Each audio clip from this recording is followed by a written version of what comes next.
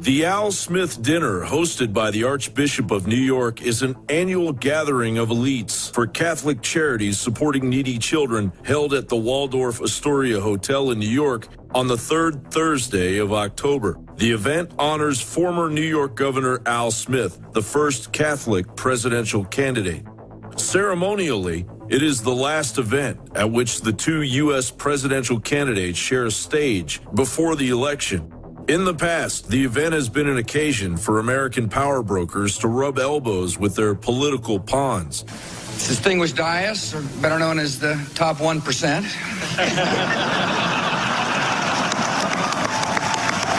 Thank you all very much. This is an impressive crowd, the haves and the have-mores.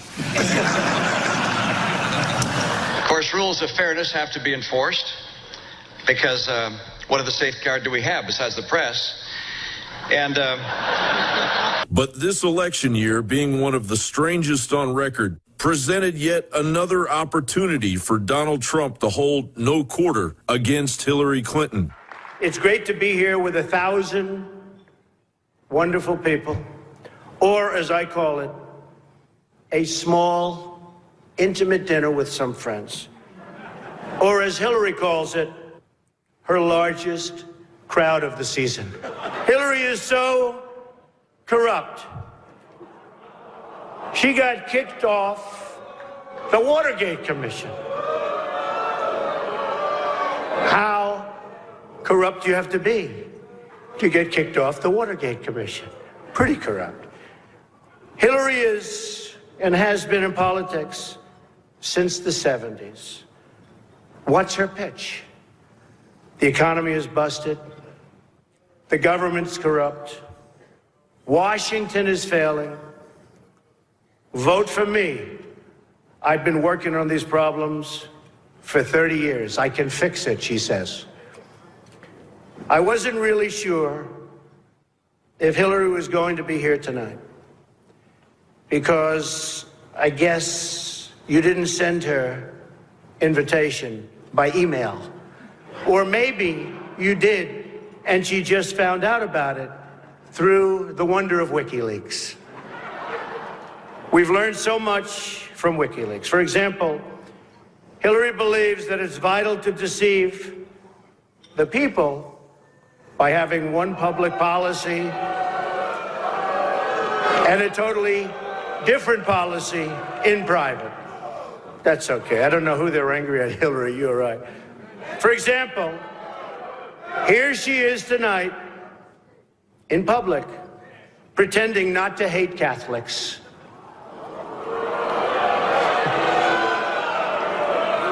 Now, if some of you haven't noticed, Hillary isn't laughing as much as the rest of us. That's because she knows the jokes. And all of the jokes were given to her in advance of the dinner by Donna Brazile, which is, everyone knows, of course, Hillary's belief that it takes a village, which only makes sense, after all, in places like Haiti, where she's taken a number of them.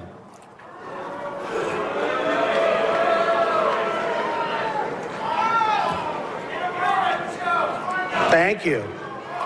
I don't know, and I don't want this evening without saying something nice about my opponent. Hillary's been in Washington a long time. She knows a lot about how government works. And according to her sworn testimony, Hillary has forgotten more things than most of us will ever know. That I can tell you.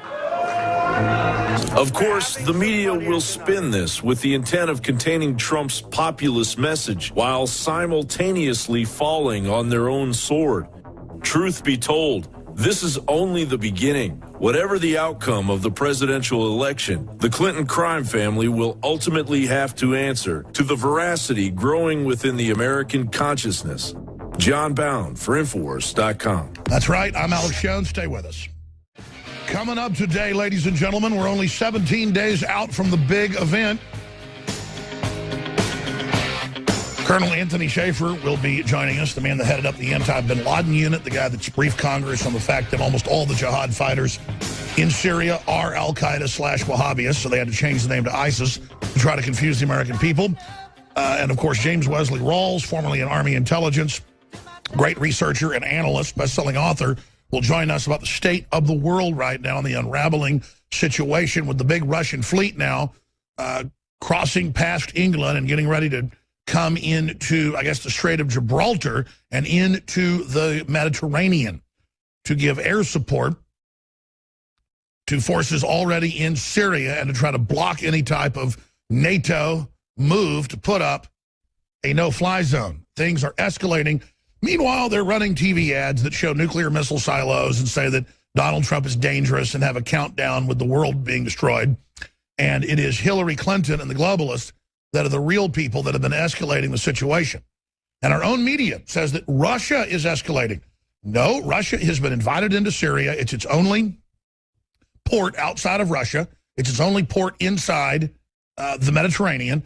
And Russia's being cut off. And the West is trying to put jihadis into control. And our own military has been bucking those illegal orders. And so Russia has the moral high ground here. But regardless, all of this got kicked off by Hillary and Obama. And now you've got the president of the Philippines for the first time since World War II coming out and saying, kick the U.S. out. We're joining with China, and we're going to let China basically move into the Philippines and let them take over the South China Sea. He was met at the airport with a red carpet by the president of China, and he was given full military honors. Now, Obama was there a month ago and was made to come off the back of the plane with no honors, with the Chinese screaming, "You're nothing, this is our country." Now, that's what Obama and Hillary and the globalists have done to this country. And it's going to get a lot worse. When they're done, we're going to be like one giant Venezuela. You watch. Because it's by design. I mean, here's an example. They've got several articles out today going, oh my gosh, there's a huge exodus of doctors. They're almost all quitting because Obamacare is such a screw job and puts them under criminal charges, you name it, for nothing.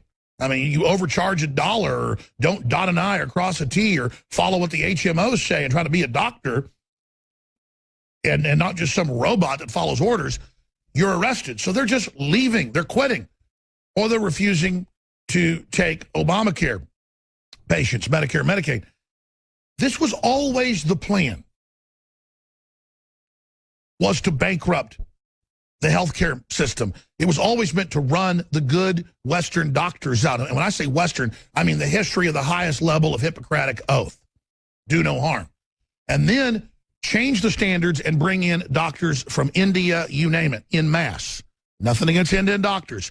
The point is this is happening at the VA everywhere because they'll follow orders and they come from countries with much lower standards. Now, the WikiLeaks came out last week. I think it was data dump 11. We're up to 13 today. And it said right there, Hillary Clinton wanted it to fail to bring in single payer, but not some utopia socialism, so that only a few mega insurance companies would control the whole market. They're the ones that wrote it. To charge you more, not less. Make you buy it, charge you more. That's called slavery. That's the perfect corporate fascist model. But tell the dumbed-down masses that want a free handout, you're about to get free health care. Has your health care gotten cheaper? No. Did you get cut from full-time to part-time? Yes. Is the economy falling apart? Yes. It's a plan. It's a plan to wreck the country is what I'm getting at. Wreck our military, wreck our name, while we build the global corporate government. And then they pivot and move to China. And by move, I mean move their command bases there, their military power there, their economic power. It's admitted it's a systematic world government plan to have the Chinese century, not for the people, to use them up as basically biological androids to build the world government and to leverage out all competition. And it's all happening. Henry Kissinger set up the whole deal with Zbigniew Brzezinski and others. They've all written books about it. It's now happening. How do we compete with energy 3 times cheaper than ours? Because we put regulations on ourselves. How do we compete when we gave them all the major deep water ports in the Panama Canal and allowed China to dominate 97%, I'm sorry. New numbers came out. I saw it in the Wall Street Journal last week. Guess what percentage of rare earth minerals the Chinese now have worldwide? 98 plus. It's estimated they may go to 100%. Now, that's systematic and organized, ladies and gentlemen. And when rare earth minerals are 98% controlled by a country that every major city has mobile execution vans, they catch you being a Christian or being a Buddhist, you are taken and you are harvested. That's who our government wants to work with. That's what they want to model things off of, with total internet censorship, the whole 9 yards. Do you think we're safe, folks? Now, I want to ask you another question. What does it take? In fact, sometime, not today because we have too much news to cover, but maybe next week, I should open the phones up to actually hear from Hillary supporters, because I know they exist somewhere. They are out there. And I really want to hear from you how you believe Hillary is better than Donald Trump. I mean, in what parallel universe, in what twisted, bizarro world is that true? But you look at the hype and all the weak-minded people that want to bet on a winner, when Hillary Clinton is the opposite of a winner, stumbling around last night at the big Catholic charity dinner in New York, almost falling down again. Kissinger, like some demonic wolf eel, comes slithering out of the back, creeping over to her. Those two commiserated for a while. It was just disgusting. It is totally disgusting to see how we've been sold out by design. Our military technology, our dominance in mining worldwide. Do you understand that 5 years ago, under executive action, the final lead smelting plant in the United States was closed? No one in the United States smelts lead. It's totally clean under environmental controls. You have to have it for weights in aircraft and vehicles and all these other industrial uses.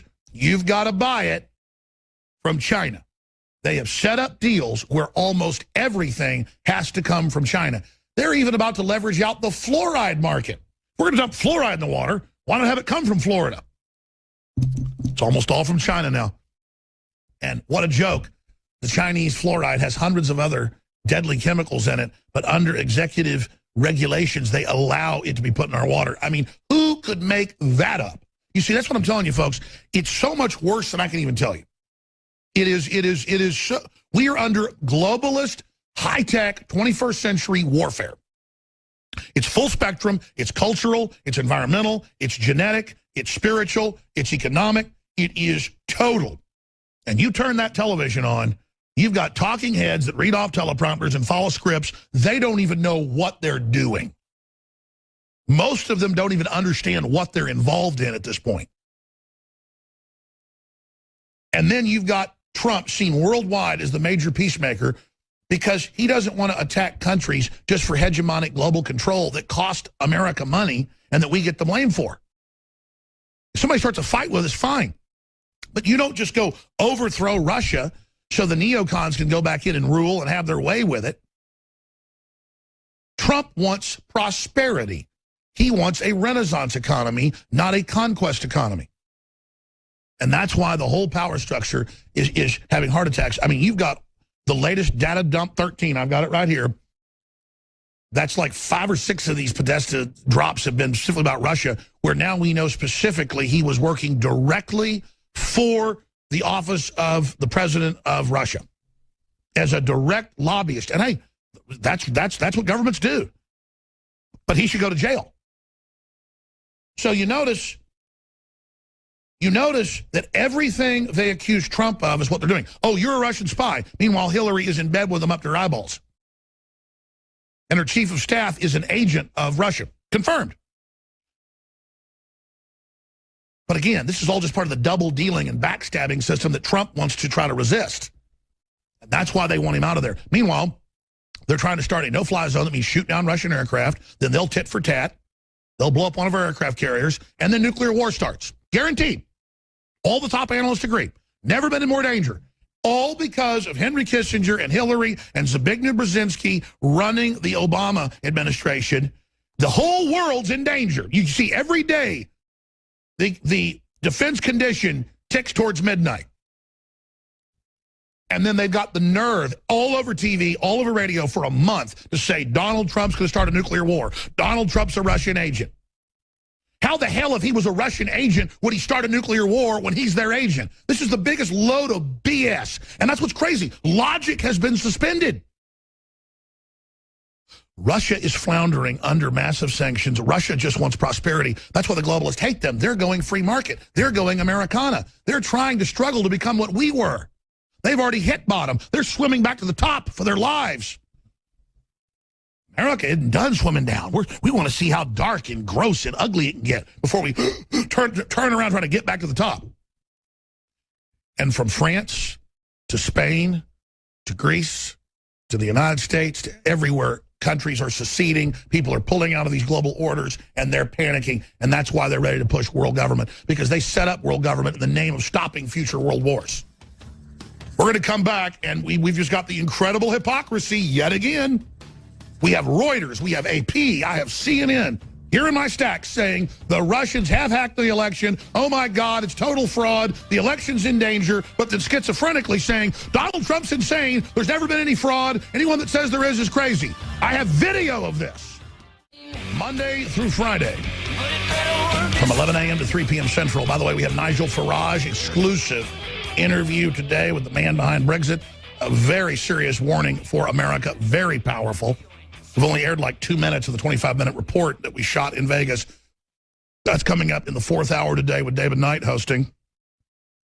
We also have a report that Rob Dew stayed up until 5 in the morning trying to finish, got exhausted, went home and is back. And I told him, I said, look, it's okay if it doesn't get done today, but he wants to finish it.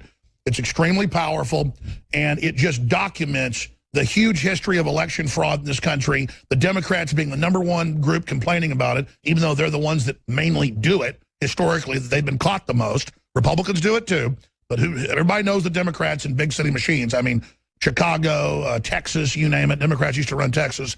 They are famous. I mean, Texas was probably worse than Illinois. I mean, nobody debates that who's serious-minded. It's so well historically chronicled. But this report is going to be extremely powerful, and we need to get it out to everybody who is in this mind control that Trump is a horrible person and hurting our, quote, democracy and trying to overthrow the election, because he's saying, look, I will trust it if it's verified there isn't a bunch of fraud. Whether I win or lose, if there isn't a bunch of fraud, that I will accept it. Yes, I'm saying, though, you've had a lot of other contested elections like 2000, and Al Gore contested that. I may contest it if it looks like there's hanky-panky. And let's face it, the Republicans probably did steal that from Al Gore. And I hate Al Gore. I'm just going to be honest. But I was honest then. Go back to videos in 2000 and reports I put out. I haven't put a film out on the election. And we shed more fraud by Republicans than by Democrats, but both sides got caught doing it. And then the Supreme Court decided it. So you can't have your cake and eat it too. And I keep harping on this because it goes to the heart of the death of common sense and the death of logic. You can't run around talking about fraud all day and say the Russians are taking over the election and it's the worst ever. And, oh, my God, Homeland Security is having to federalize things. And then have Obama go, there's no such thing as fraud. Plus, the feds aren't involved. He said that again on Monday with the Italian president visiting. It's just all. And then next in the news, they cut to his surrogate saying, oh, my God, the election's in trouble. The Russians are taking it over. Here's Reuters today. U.S. vote authorities, I thought we didn't have federal vote authorities, warned to be alert to Russian hacks and faking fraud. Oh, the new one. Anyone exposing election fraud is a Russian agent. I see. Homeland Security's federalizing it to keep them from hacking and to make sure that no one claims there was fraud by Homeland Security. Now I see. Now, oh, yes, they're definitely going to steal the election. And then say that that Trump's a Russian agent, or if Trump by some length wins the election because there's such a landslide, they'll just say, "Oh, we're disqualifying it. The Russians stole it for Trump." It's so clear. It's so crazy. We are 17 days away right now from these lunatics trying this. Now, here's Obama. You know what? We got to go to break. I'm going to come back and I'm going to play Obama talking about how it's dangerous for Trump to talk about the election being in question. And then we've got Hillary saying, I'm concerned he hasn't condemned Russia's blatant effort to try to interfere in our elections. And then Hillary going on to say, we are a country based on laws. We have fair elections. Trump blames someone else for his campaign. This was in the same little press conference after the debate, remember? I mean, she will say there is no election fraud. There is no problem. The election's totally wonderful. Go back to sleep. By the way, he won't condemn the Russians that are trying to overtake the election.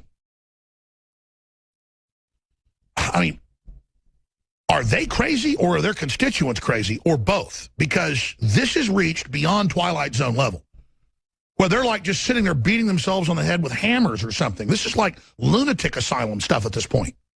And there's Trump, just completely normal, going, well, of course we've got a history of fraud and 4 million people that shouldn't be on the rolls. It's actually 21 million, but 4 million that we know are illegals and others.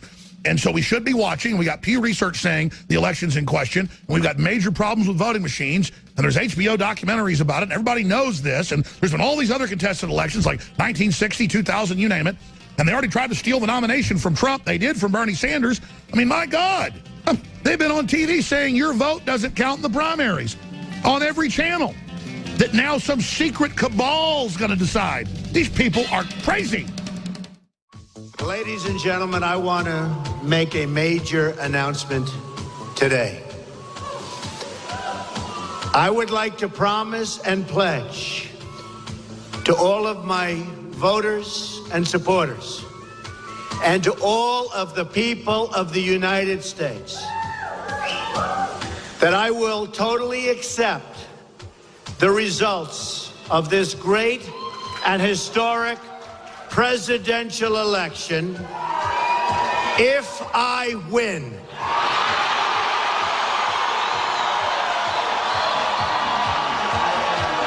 The question of voter fraud came up during the debate. We want fairness in the election. This is having nothing to do with me, but having to do with the future of our country. We have to have fairness. John Podesta, Hillary Clinton's campaign chairman, was quoted in WikiLeaks as saying, illegal immigrants could vote as long as they have their driver's license.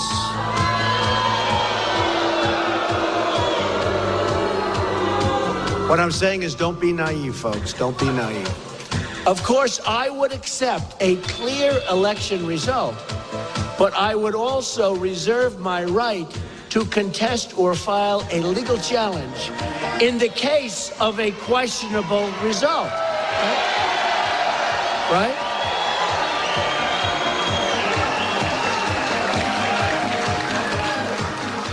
And always, I will follow and abide by all of the rules and traditions of all of the many candidates who have come before me. Always. Bottom line, we're going to win. We're going to win. We're going to win so big. We're going to win so big. Now, that's what he had to say yesterday. But before I'd seen the video, I saw the New York Times headline that Donald Trump promises to accept the results of the election if he wins. Being deceptive.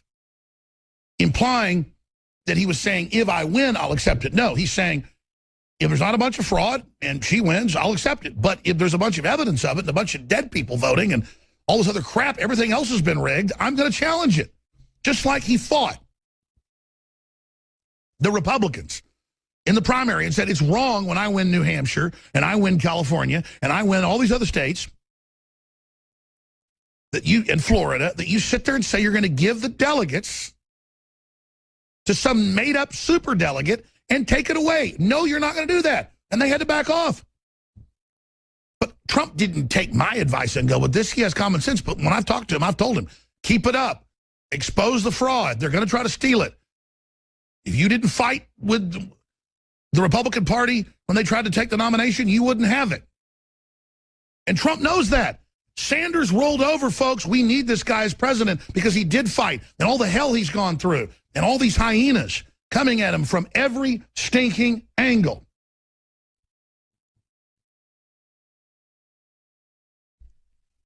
bigger than Trump. I'm worried about the average Democrat voter and just some of the trendies. Because how do you sit there with Reuters and AP and Hillary and Obama and all of them saying the Russians are trying to take over our election, it's never been so horrible, oh my God. And the latest thing is, if you contest the election, you're a Russian agent too. They're going to try to, quote, fake fraud. So see, if you see video of people going from polling place to polling place, that's the Russians that staged that, you see. No, Hillary would not steal anything. The Russians, they run everything. That's why parts of Russia are collapsing. Russia is in serious economic peril and can barely run its own country. But Russia is going to overthrow our election. Let me tell you who's overthrown our country. The communist Chinese disrespect us so much that the president has to get off the back of the plane, and then when his aides say, this is the president, where's the envoy? This is our country, you shut up, lady, you get out of here. Remember that video a month ago? The Philippine president goes to China, meets with the president, has a huge military honor guard. We can pull it up. Just type president of Philippines goes to China. There he is with the president of China with the big military parade, full 9 yards. Full 9 yards. Goes to the meeting and says, I'm no longer with America. It's falling apart. It's a joke. Move into the Philippines. Do you want the South China Sea? We're inviting you in. The American military bases are yours. Unprecedented. This is today. This happened today. 15 hours ago. It'll be tomorrow over there soon. This happened on the 21st of October. Well, I don't care about the Philippines. That's our main coaling station in the Pacific. That's what we had to. That's what the Japanese came in and took over in World War II. Remember? That's absolutely key to control the whole region. Gone. We have leases with rotating troops coming through. All that's being broken right now. This is what they brought us to. Russian fleet going into the Mediterranean to defend Syria from a globalist onslaught. Derivatives, Obamacare, all these scams, these crooks sit on top of. Unbelievable. Now, let's go ahead and go to the next clip. Let's go to Obama. Says Trump dangerous. We're talking about rigged election. Meanwhile, the whole world wants Trump. They want to see America great again. They want to see us not be evil again.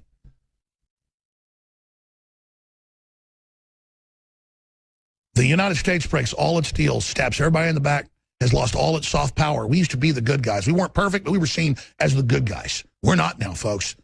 And everybody sees us as evil. And that's because we've been set up and infiltrated and demoralized in a globalist plan to take all the power to China in the next phase. And they're going to take out Russia, and they're going to take out the United States. That's the New World Order double cross. It's always been the double cross. It's always been the plan. And they've set it up, and they're doing it, and they're using the poor Chinese people as the $1.3 billion leverage, because they're hard-working, smart folks, to get that job done. And it's a serious situation. I talked to Special Forces people, Blackwater folks, billionaires. They say you go to China, and like half the men are gone because they're all in Africa. And they're all in Latin America, and they're all military officers in plain clothes getting a Latin American wife, getting an African wife, and taking over the rare earth minerals, the farming, the roads, the infrastructure. It's Chinese colonialism 10 times what the British Empire ever did. They are taking over. This is a global government plan, and the Chinese are the army ants that the globalists chose to get this job done. And I say army ant in a non-derogatory term. You ever seen army ants go through the jungle and just sweep everything? And there's not anything left on a branch or a twig or the ground? Oh, man. We're going to compete with the average factory with thousands of kids chained up. They chain the toddlers up. They get like one meal a day, just sitting there with a chained to poles. That's their daycare. How do we compete with that? You don't compete with it. You lose your job. You become dependent. It's a plan. And Donald Trump, God bless him, wants to break that. It'll help the Chinese raise their standard, raise their wages towards ours. You raise wages. You don't lower them. And then the left goes, well, we are. We're going to have mandatory minimum wage. That just means you don't hire people. How do you compete and get mandatory $15 an hour wage, which I agree you do need to live on, bare minimum, when China, it's like $1 or less? You get it? It's global. They put us in a global system. Then they say we've got to have equality. But it's the opposite, where we got to pay for everybody to come here and have their babies for free. Did you know that it's not Mexicans that are the biggest group coming here now? It's Chinese women. Outnumber all Mexicans coming in now. Look it up. And it's the middle class and wealthy ones. They're not stupid. They come here and have their baby for free, which becomes a U.S. citizen on the spot. And they get all the free goodies and everything else. And you go, but they're rich. They want more. They want more. Why not take advantage of it? There's leprosy spreading all over the country. TB spreading everywhere. Nobody had leprosy here just 5 years ago. The whole country's being shut down. We're under military attack. Understand that? Russia knows that. They've kicked the oligarchs out. Is Russia perfect? No, but they're standing up for their interest. And that witch it has been on the Russian payroll and everybody else's payroll.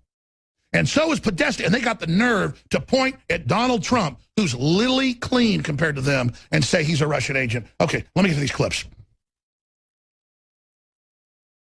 Here's Obama, Trump dangerous for talking about rigged election. Now, I just read to you Reuters saying that the Russians are attacking the election and the feds are federalizing it, or that anyone says there's election fraud by the Democrats is a Russian agent. That's the headline.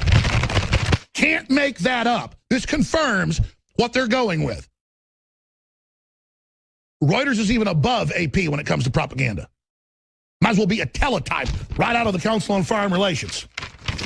You read this, you know exactly. I mean, this confirms it all. Right here. I got it. It's all over the news right now. Oh, my God, the Russians are everywhere. Little green man, oh, run for the hills. Meanwhile, there's no election fraud, though, when Donald Trump says it. That'd be like if you were standing by the Atlantic Ocean at Coney Island, New York, and the president says, look at the beautiful ocean. And Trump says, yes, it's a beautiful ocean. You're insane, there's no ocean, but you just said there's an ocean 2 seconds ago. No, I didn't. Look at the beautiful ocean. You said it again. No, I didn't. Look at the beautiful ocean.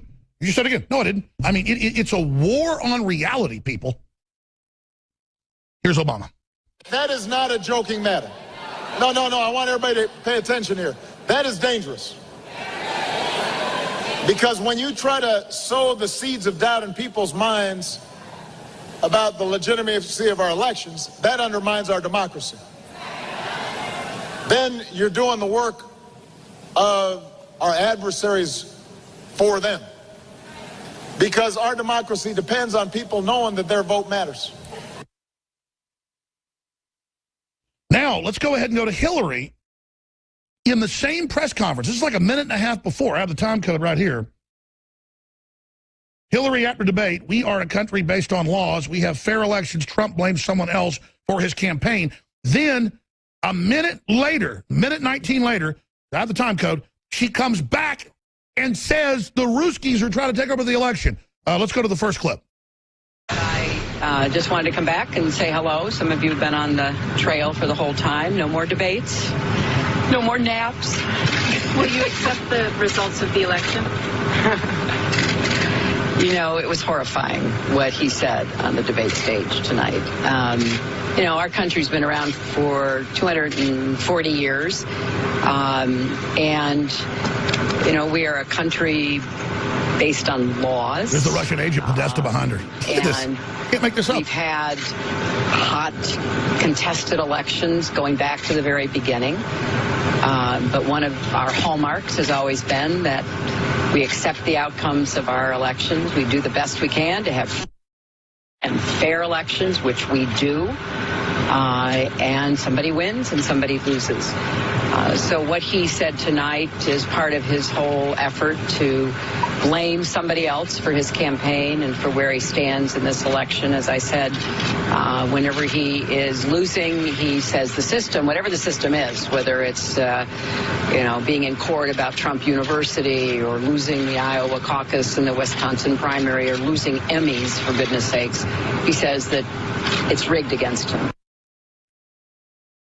No, he won the primary because he fought back, and he pointed out that he'd won. And they were having voterless elections for Ted Cruz, lady. By the way, we don't edit those tapes and you hear those glitches. when you download stuff from YouTube, it tends to have artifacts and glitches, and it just kind of pauses and buffers in the download for a minute. So that's why a lot of our videos have little hiccups. But you see that on other shows and radio shows as well. It's just what the internet does. It's got a lot of great systems, but it also has problems. Now, she goes from saying it's ridiculous to say there's any problem with the election and the integrity to going into the Russians and the election. How did you feel when he said, you know, nasty woman, and you're a puppet, and the issue of Vladimir Putin? Yeah, I just didn't pay any attention to that. I was very concerned that even now, after 17 intelligence agencies in our government, both military and civilian, have confirmed that Russia has engaged in cyber attacks against Americans, that he refused to admit that it's true and condemn it for what it is, which is a blatant effort to try to interfere in our elections. So the elections are totally safe when it comes to Democrats stealing, but Trump's with Putin. Now, Andrea Mitchell, right there from that angle, you can't see it, but a minute before, one of Hillary's campaign people hands her the phone with what the question is they want, which we have the emails and WikiLeaks behind the scenes. This goes on. They roll oranges at her, and it's all scripted, and a lot of times she's reading a teleprompter even during an interview with the interviewer in person. So it's all basically theater. But we've caught it on video. DrudgeReport.com is linked to the Infowars.com video and article about it. Obviously, radio listeners can't see this, but I'll describe it for you. Let's go ahead and roll that video. Of the whole time, no more debates, no more naps. Will you accept the... What do you, Secretary Clinton, what do you feel when he said, you know, nasty woman, and you're a puppet, and the issue of Vladimir Putin? Yeah, I just didn't pay any attention.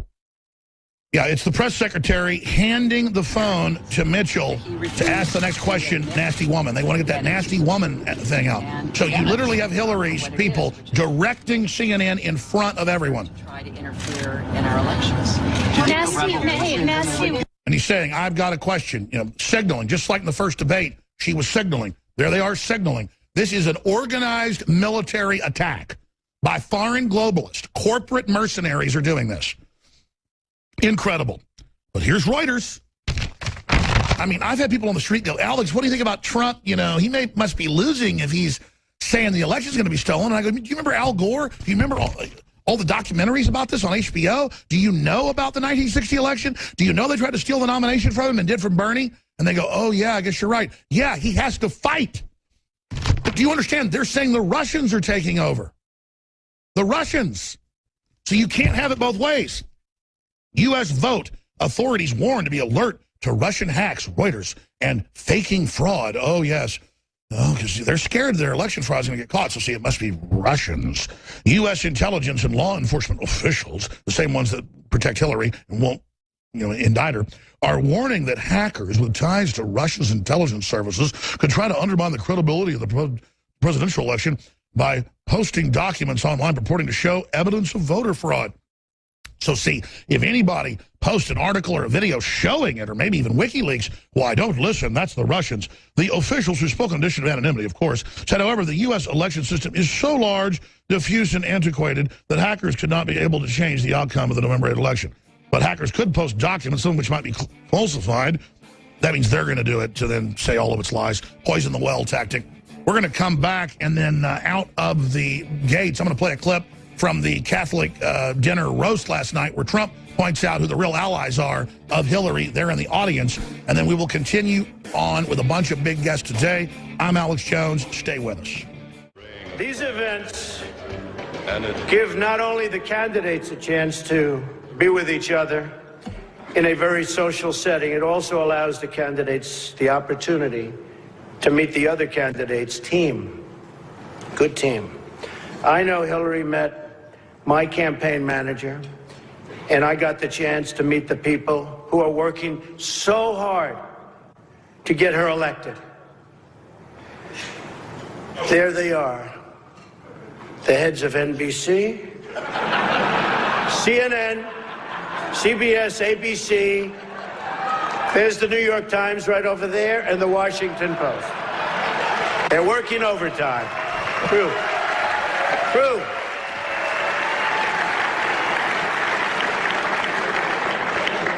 Oh, this one's going to get me in trouble.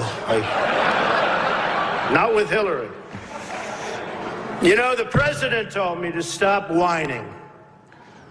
But I really have to say, the media is even more biased this year than ever before.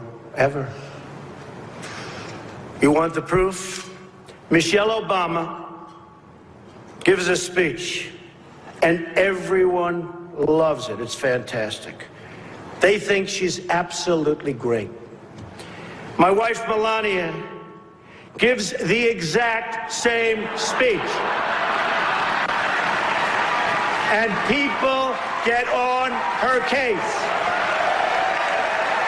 And I don't get it. I don't know why. You know, the globalist. And it wasn't her fault. Stand up, Melania. Come on. She took a lot of abuse. Should have done that during the debate. You know, Trump is so real. Trump is so genuine. He's so Americana. He's the opposite of these creepy groups of globalists that get together in these big boardrooms and then fence all their corruption through other agencies so they hide who's behind all the different, you know, globalist operations. It's truly disgusting. And then here comes somebody who, again, just isn't out to get America. And they're just panicking, and the whole world and all the special interests and the Chinese Communist president and all these people say you can't have Donald Trump if Americans don't elect him in a giant mega landslide.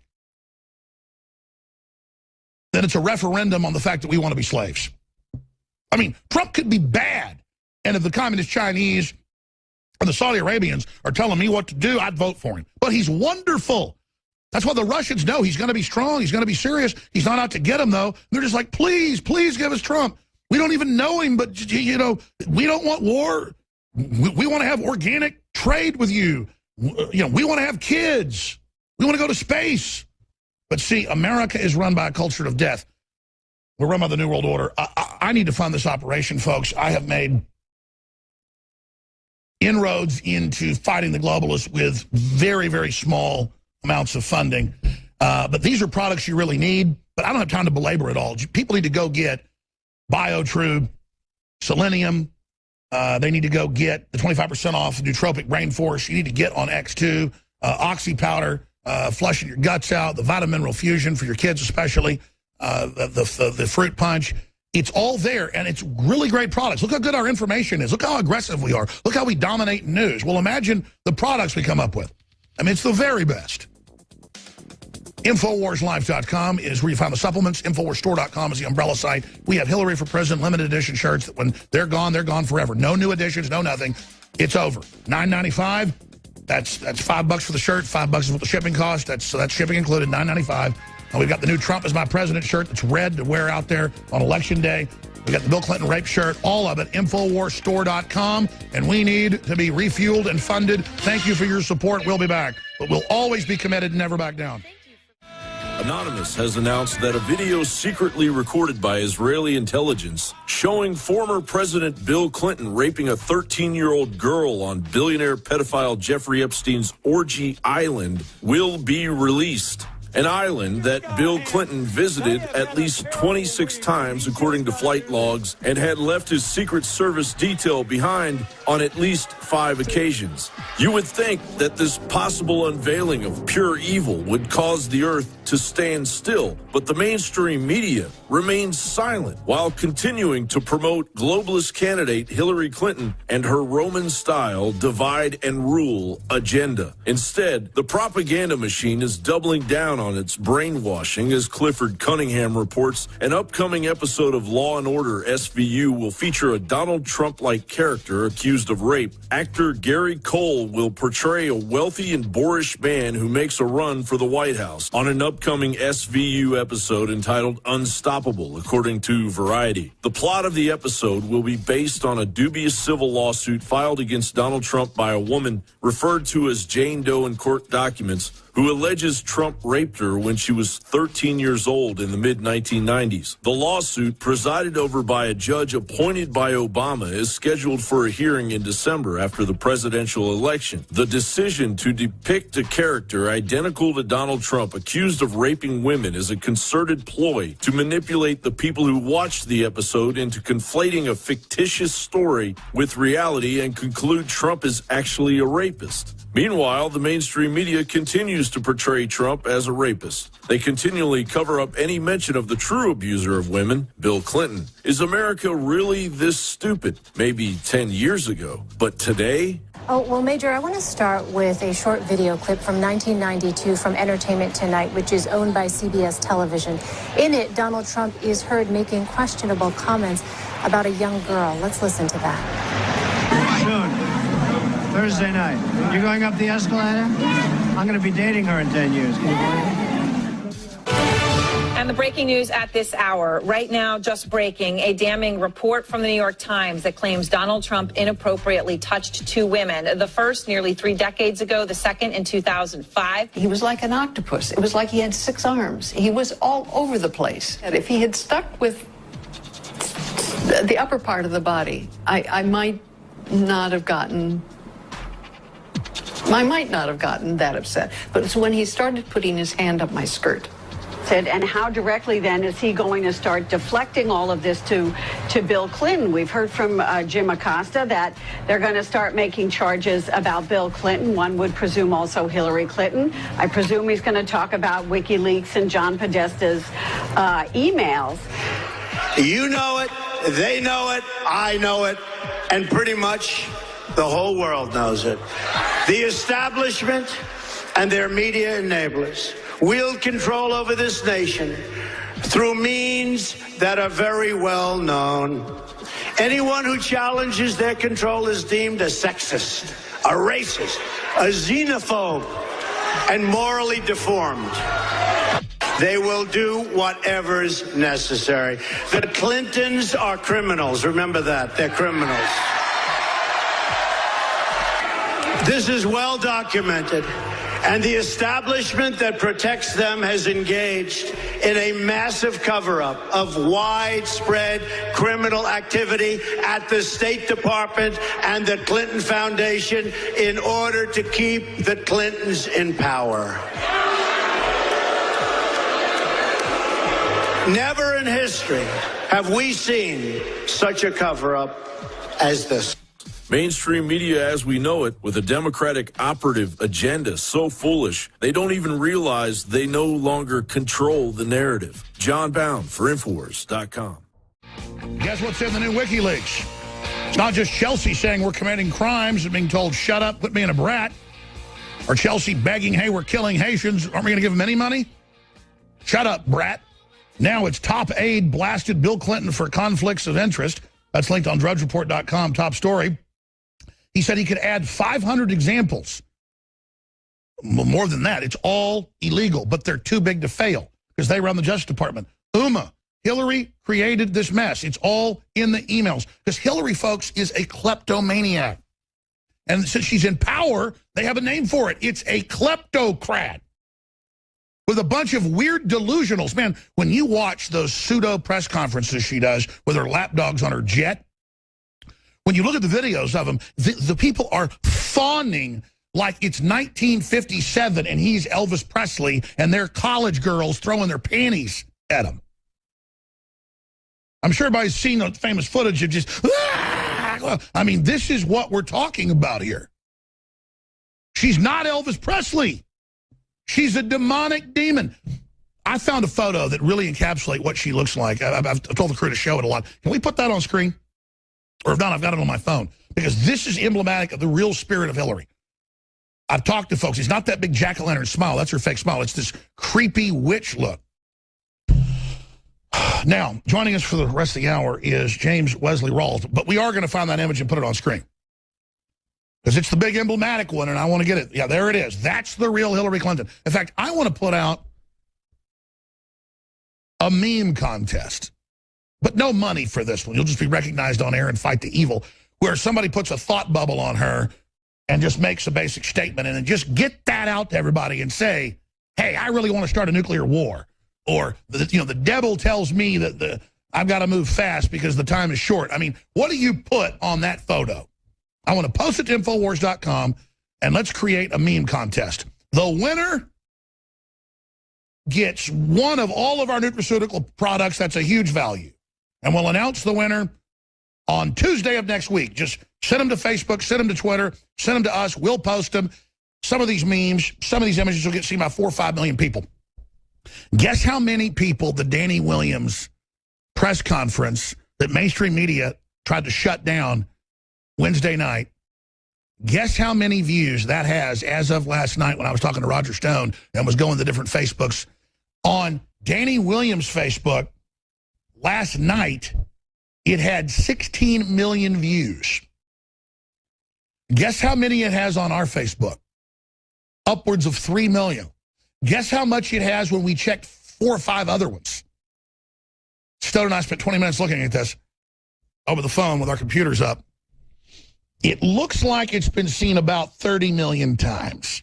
Now, we have this stuff happening every few days now. Paul had a video that now has 25 million views he put out 2 weeks ago. 25 million. Of course they want to kill the internet. Of course they want to shut down free speech. CNN doesn't have 25 million viewers in a week, ladies and gentlemen. They are a facade. They know they're a facade. Trump is going to win in a landslide unless they steal it. And now Reuters is saying the Russians are going to plant stories with Trump of election fraud. So there's no election fraud, but the Russians are going to take the election over. And if you see stories about Clinton fraud, it's the Ruskies. That's Reuters today. U.S. vote authorities warned to be alert to Russian hacks, fake fraud. Meanwhile, we hear that they want to strike and put up a no-fly zone, which is an act of war. The head of the Joint Chiefs, General Dumford, told him that 2 weeks ago. The head of the Army a week and a half ago, Milley, says prepare for a war as big as World War II. These are quotes. You've heard us play the clips probably 20 times. And that's why it's a perfect time to have James Wesley Rawls on, former Army intelligence, best-selling author, heads up survivalblog.com, probably the top survival blog site out there. We have Colonel Schaefer from London Center joining us, the former head of the anti-Al-Qaeda unit, who first exposed basically the entire Benghazi story.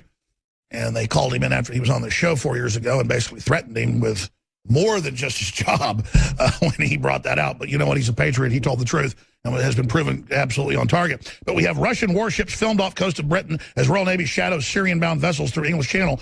You've got Deutsche Bank about to implode. This is an incredible time to be alive. And you've got these different power structures that are on a collision course. You have China meeting with the head of the Philippines, giving them full honors. Obama has to get off the back of the plane. Philippines says it's going to merge with China now, give them bases. I mean, this is the type of stuff that starts world wars.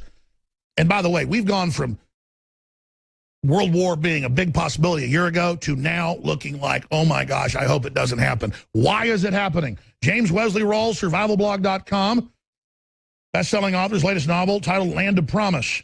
Thank you so much for joining us. Thanks for having me on, Alex. I mean, do you think I put it out there accurately, or I mean, where are we right now? Yeah, you've summed things up pretty well. We are living in very perilous times. Things seem to be spinning out of control much faster than the powers that be can handle them. They've created these structures, these forces in the world that are now beyond their grasp. They created things. They created ISIS, for example. They created the civil war, which became a regional war in Syria. And all of these things have spun out of control. It's like Yeats' poem, spinning and spinning in a widening gyre. That's the situation we're in now. And we are, as you mentioned, very near the brink of a third world war.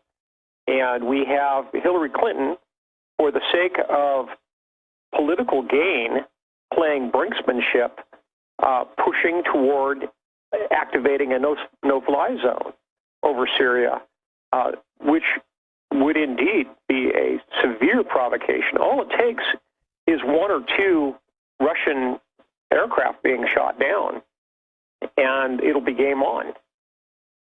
We are living in very, very perilous times. I go to the psychology, the criminology, and I know you don't like to brag about yourself, but I've talked to a lot of pretty high-up folks, and they said, hey, you want to have somebody on who's smart? It's James Wesley Rawls. And I've been interviewing you for 15 years, but, I mean, you know what you're talking about. You're a smart guy. I'm a smart guy. But I want to think we're wrong, but then all the other smart guys concur. This is the craziest thing they've ever seen. The top brass are telling Hillary and Obama and everybody back off. This is going to cause World War III, and they don't seem to care. And then I go to the psychology. It's now come out in the WikiLeaks. And the FBI released documents as well that she steals furniture everywhere she goes. She steals, basically silverware when she's in your house. I'm saying this shows serious mental illness when someone is a kleptocrat. On top of all this, she clearly is out of her mind. Yeah, not only is she running a kleptocratic system, but when she's personally a kleptomaniac, what does that tell you?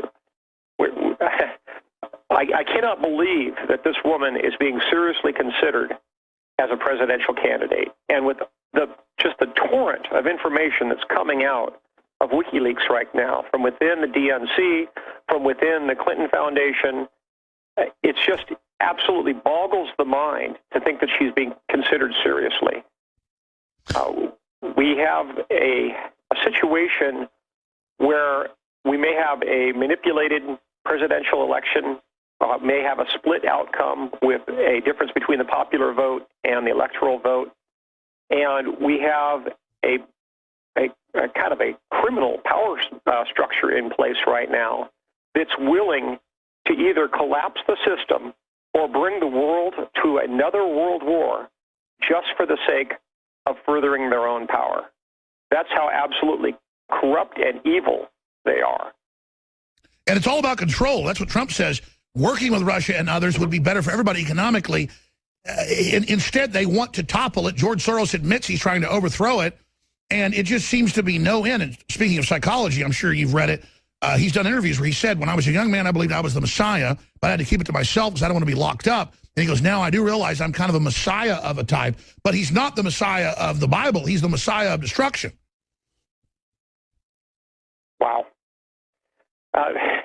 It's amazing to see so many people with such corrupt morals and so downright sociopathic or psychopathic rise to levels of power and influence where the most power-hungry amongst them are actually the ones who want to be behind the scenes. That's right. In fact, they had a big Psychology Today article yesterday. I saw a couple of them making fun of me, saying she's a psycho. I mean, she brags about killing people and destabilizing all of Africa and steals 94% of the Haitian money for herself. She's a monster.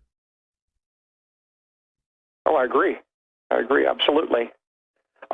Getting back to today's headlines, Alex, I wanted to underscore what happened with the Internet DDoS attack this morning, primarily on the East Coast. Yes, I haven't even mentioned that giant attack, huge outages. Yeah, the article just came out an hour ago on theatlantic.com that describes how that might have been carried out. Apparently, the amount of hacking that's been going on for the last 10 years or so has been very carefully calculated, and it's been very insidious in that it has been injecting a malware into systems throughout the Internet, not just on major servers, but also apparently on what's called the Internet of Things, which refers to the processing power of all of the distributed Internet-connected computers that might be vulnerable. A lot of those have passwords that are just kind of burned in. They're what they call hard password, hard-coded. And systematically, over the last 10 years, a lot of those processors, some of them quite small, but have been co-opted. But when you harness all that computing power together, it gives a hacker the ability to have a tremendous power to create what's called a ping flood, which is a distributed denial of service attack. A giant zombie attack. I know my website has been attacked with ping floods, and I'm sure yours has as well. Yes. And I think that the conclusion that the author in The Atlantic has drawn may be correct. And what we may be seeing is just the beginning. That may just be a test of what might be unleashed in the event of a global war. Now, James, let me go there with you, because I'm so glad you raised this. This was a big central point this morning. It hit me when I saw this news. And I predicted this. In fact, I did it last week. I said they claim the Russians are going to hack our election. They claim they already have. They say under new doctrine, we can physically attack you, not just launch a cyber attack. Biden said we're going to hit you with something incredibly hard to teach you a lesson. That was last week. He said that on Meet the Press. And I said, look, the Russians have been standing down. They've been smart playing chess here, not getting lured in. Right. Well, we've been playing checkers while they've been playing chess. And expanding. So here's my theory here, because I rarely do theories, but I want your view on this. Clearly, if I was the globalist, I would actually launch an attack against us, claim it's the Russians. They've already handed the internet DNS control over to this UN consortium. Then we have this big internet war. The UN comes in, to rescue us or whatever, and then they use that to disrupt the election, claiming there's giant internet outages because of a war, a cyber war with Russia. That's quite conceivable, and I hadn't even thought of that particular chain of events, but that very well could happen.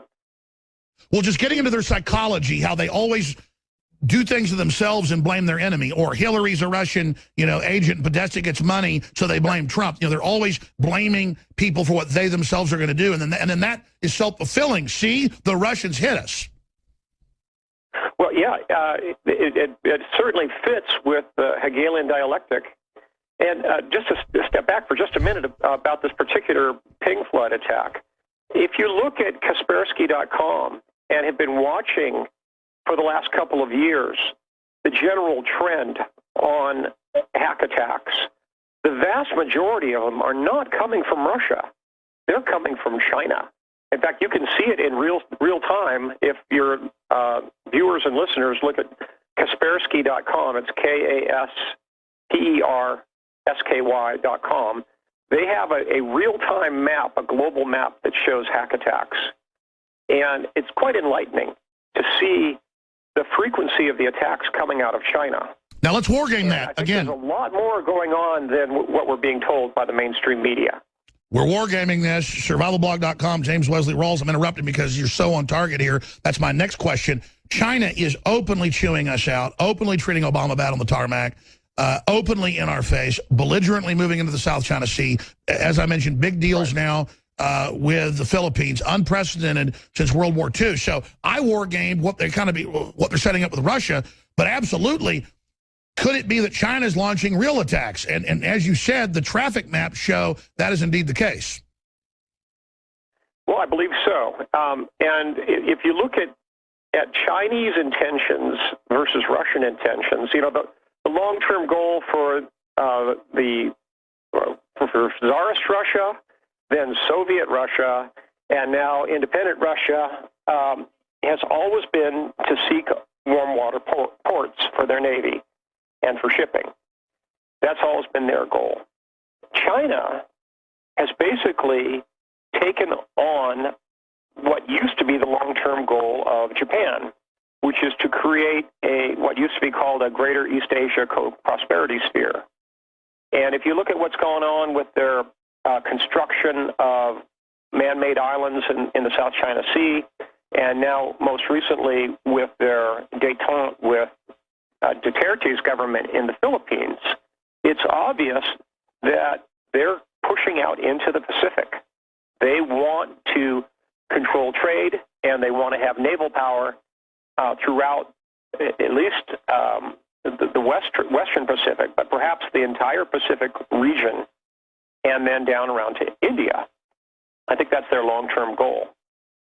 Wow, now, James how Wesley. they're going to go about that is not clear. James Wesley Rawls, I want to, in the next 5 minutes, let you continue to roll with this. In your gut, your deep research, your sources, you've been on target, just frighteningly so. What do you think's about to unfold in the next 17 days and then after that? Because big banks getting ready to go under, like Deutsche Bank, they say 50 times bigger than Lehman Brothers. I mean, clearly all the planets are aligning historically for all hell to break loose? Well, well, to mention Deutsche Bank, for example, their hedge book is absolutely enormous. It's if you include both the traditional derivatives, OTC derivatives, and especially the credit market derivatives, where they have basically a giant casino going on in terms of bets in terms of which way interest rates are going to move. In total, it's about $75 trillion notionally in derivatives, which is more than all the money in all the world. So the potential fallout of a derivatives implosion are almost incalculable at this point. The counterparty risk is huge, and as I've mentioned in my blog, I think the end result might not be just giant banks like Deutsche Bank going under, but entire nation states going under. We could see the collapse of entire nation states through, if nothing else, just votes of no confidence, but we could see entire nations go under in the wake of a derivatives collapse. And the derivatives market, I think, is just emblematic of the overall power structures that have built up in the banking world, in the world of finance and arbitrage, counter trade, all of it altogether it's almost difficult to grasp just how much power has been accumulated by a very small number of international banks and how they have co-opted political processes. They've co-opted entire national economies, entire currencies. It's all basically under their thumb at this point. James Leslie Rawls is our guest. I am listening to him speak while I look at the latest article that just went up on Infowars.com. I filed an emergency video Saturday titled "The United States is Technically at War with Russia." Now, top British general has now come out and said, we are technically at war with Russia, and the end of life as we know it is about to happen. These are quotes, and I'm not tooting my horn, but, I mean, when I looked at the new doctrine, the announcement that they're going to hit Russia with a cyber attack, telling them they would, saying we may hit you physically, when you announce we're about to hit you, and including with classical munitions, physical munitions, that is a declaration. That is a game on guard, I'm coming at you under international law. And now the top general has come out and said that technically the U.S. is now at war and that Russia may invade, almost like Hitler invaded Russia with Barbarossa when he knew the Russians were about to counterstrike or launch an offensive. I mean, I cannot believe we're actually sitting here calmly talking about this, James Leslie Rawls, while the average person is obsessed with the NFL. Well, certainly. Yeah, in this case, it's the United States that's the provocateur here. We're the one provoking Russia. And we've been at it for 4 years with the Ukraine. And that game has turned into brinksmanship. And what's gone on with Syria is a serious game of brinksmanship, and there it could very well turn into a shooting war very quickly. And within 1 hour of them announcing they were going to put a no-fly zone up a week ago, the Russians launched their fleet. I mean, the Russians in history are very easy to predict. I don't know what Hillary, she should just, stick to stealing the furniture from the White House and the State Department instead of World War III. James Leslie Rawls is our guest, Survival Blog. We live in, Alex. I've long been quoted as saying that we're living in the age of deception and betrayal. And to see politics come ahead of our national interest, even at the risk of nuclear war, is absolutely astounding. You're right. Stay there, sir. We'll be right back. I'm just as unbelievable. We're on the march. 17 days out. 17 days out. And as Nigel Farage points out, the big exclusive interview we've got coming up in the 4th hour with David Knights, who did the interview with him. We only aired like 4 or 5 minutes of it. It's powerful, but the whole interview is going to be aired. His warning to America. This is just the beginning of the fight. And that's why the globalists realize their whole New World Order is falling apart. The EU's falling apart. Russia's pulling out. The UK's pulling out. Catalonia's pulling out. Africa's figuring out what's going on. So much is Latin America. They're panicking. Their global system is in trouble because it's a system that wants to make us poor to control us. That's in the WikiLeaks. But, I mean, people are like, well, we always heard that from you anyways. Exactly, because it's in Cloward and Piven, and it's feudalism. It's keep you poor, keep you controlled. It's sharecropping. It's soft slavery. Now, I'm not going to belabor this. Obviously, you need high-quality storable foods. I've got them. Solar panel systems, you name it. InfoWarsStore.com. The highest quality storable foods, fresh packed, last 25 years. If you haven't got storable foods, you're nuts. If you don't have AM, FM, emergency radio with shortwave that's crank-powered and solar-powered, you need one. We've got it. Non-GMO heirloom seeds, Styro-safe in case of a nuclear attack to protect the thyroid. Our Survival Shield Nation X2. Gravity-fed water filters. We don't sell firearms, but you need them. And I'm not trying to fearmonger here, folks. I sell what I take. I take super good selenium. We put it out. I take good iodine. We put it out. I take good multivitamins. We fund ourselves with the highest quality products that everybody needs. And then you shop with the good guys, and it builds this infrastructure, and you see us hire more reporters, get more done, have Hillary and Obama attacking us every day now because we're in their face. We're not scared of these people. We're scared of them having their way. So thanks for supporting us. InfoWarsLife.com, InfoWarsStore.com, or call toll-free 888-253-3139. We can avert all this and this brinksmanship because a lot of good generals and people in government are actually, and I've never been somebody to kiss the butt of the military or even the FBI, but as I got more informed and as the world changed, I've seen better resistance from police, the military, even FBI agents who are leaking stuff, Secret Service agents, than I've seen from the general public. I mean, that's just a fact. So that's why they want us to have a civil war against them and wipe out their opposition, just like Hillary funded people to go dressed as Bernie supporters.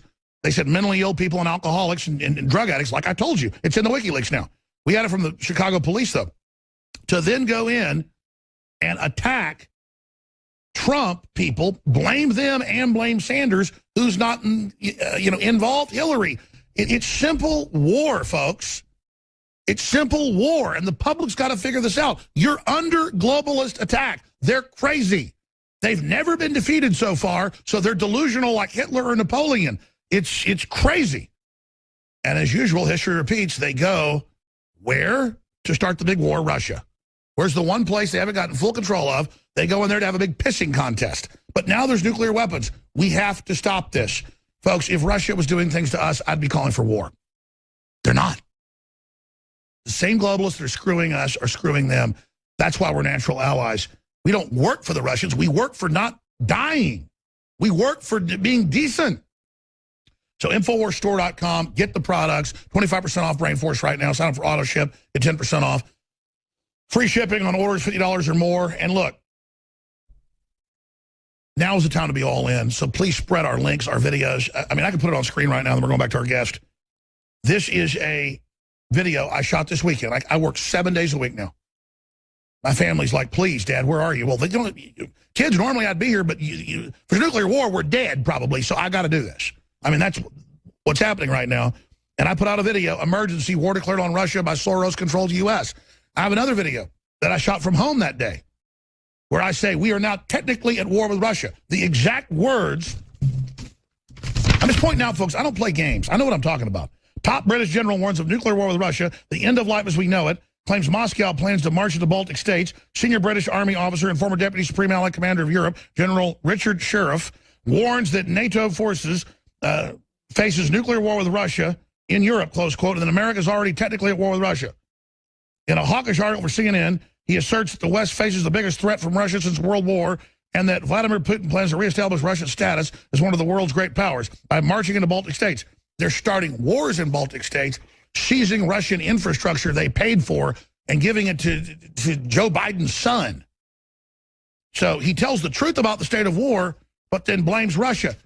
Soros brags on CNN with Fareed Zakaria that he spent billions and that he did the whole deal.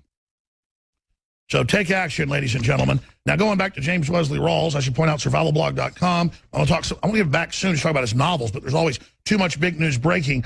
What do you make of this? Because I'm asking the questions. Instead of me asking the questions, you're a smart guy. What is on your radar? What else should we be worried about? They're clearly trying to stage race riots. They're trying to destabilize things. What is their plan? Because, I mean, we know it's consolidate power. The new WikiLeaks are out where they want to create a global government and consolidate control. But what's the point of having all this money if it's radioactive and you can't come out of your bunker? Well, I think that you mentioned consolidation of power. I think that's probably their next step. If they can get Hillary Clinton into office, I think their goal next will be to consolidate power by muzzling journalists on the internet, people like you and like me, and by completely co-opting, as you know, they're well on their way to doing it already, but completely co-opting all of the mainstream media and coercing them into full submission, where the only information that's going to be available will be information outlets that are going to be parroting the party line. I think that's their next goal, because they won't be able to con the American public into supporting another world war unless they have full control of the media. And I think their goal will be to shut people like you and me down. And only a world war gives them that excuse.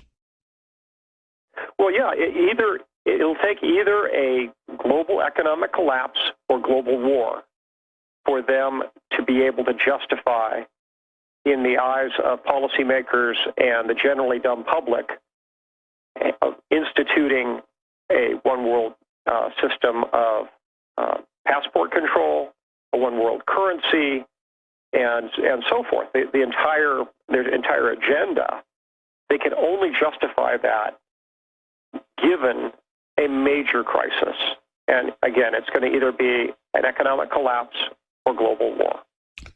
Because they want to play out their end game, and the only way they can get there is by rolling out the big guns. Now, they're doing that, though, on a previous plan that the future battle space hadn't been affected by you and countless others, you know, the thousands of great people and the millions and millions taking action, spreading the word. I mean, when I mentioned how many views we get now, it wasn't to brag. It was to say, how do they deal with InfoWars having 5 billion views, 1 billion on one channel, but 5 billion conservatively, when I was told by the vice president of YouTube a year ago. I mean, it's more than that now, that we were probably the biggest thing on YouTube because we allow ourselves to be on anybody's site. We don't control it on purpose. I mean, how do they deal with 5 billion views on YouTube? How do they deal with our videos now routinely getting 20, 30 million views? I mean, every week, one video, which has got devastating intel and hardcore paradigm-shifting information. We're just one outlet. How are they going to deal with the fact that we have a press conference that we covered with Danny Williams and the thing's got 30 million views? Doesn't matter, the media ignored it because that video alone had as much views as, you know, almost as the debate itself. I mean, it's just, how are they going to deal with that? And even if they try to take it over now, people now already know who are going to wake up. So if they bring in serious tyranny, that just confirms everything and hardens the public. I mean, we've got a giant awakened mass of people now, probably 50, 60 million that are hardcore. I don't see how this dog hunts. Well, I think that they're at this point, the only thing they can do is to try to completely silence us by removing us from the internet, by shutting down whole chunks of the internet if they have to. And of course, our countermeasure will be, it's kind of like a distributed, it's kind of a corollary to the distributed denial of service. It's the distributed assurance of service, where your site, my site, and so many others will be mirrored around the world, just like WikiLeaks has been mirrored.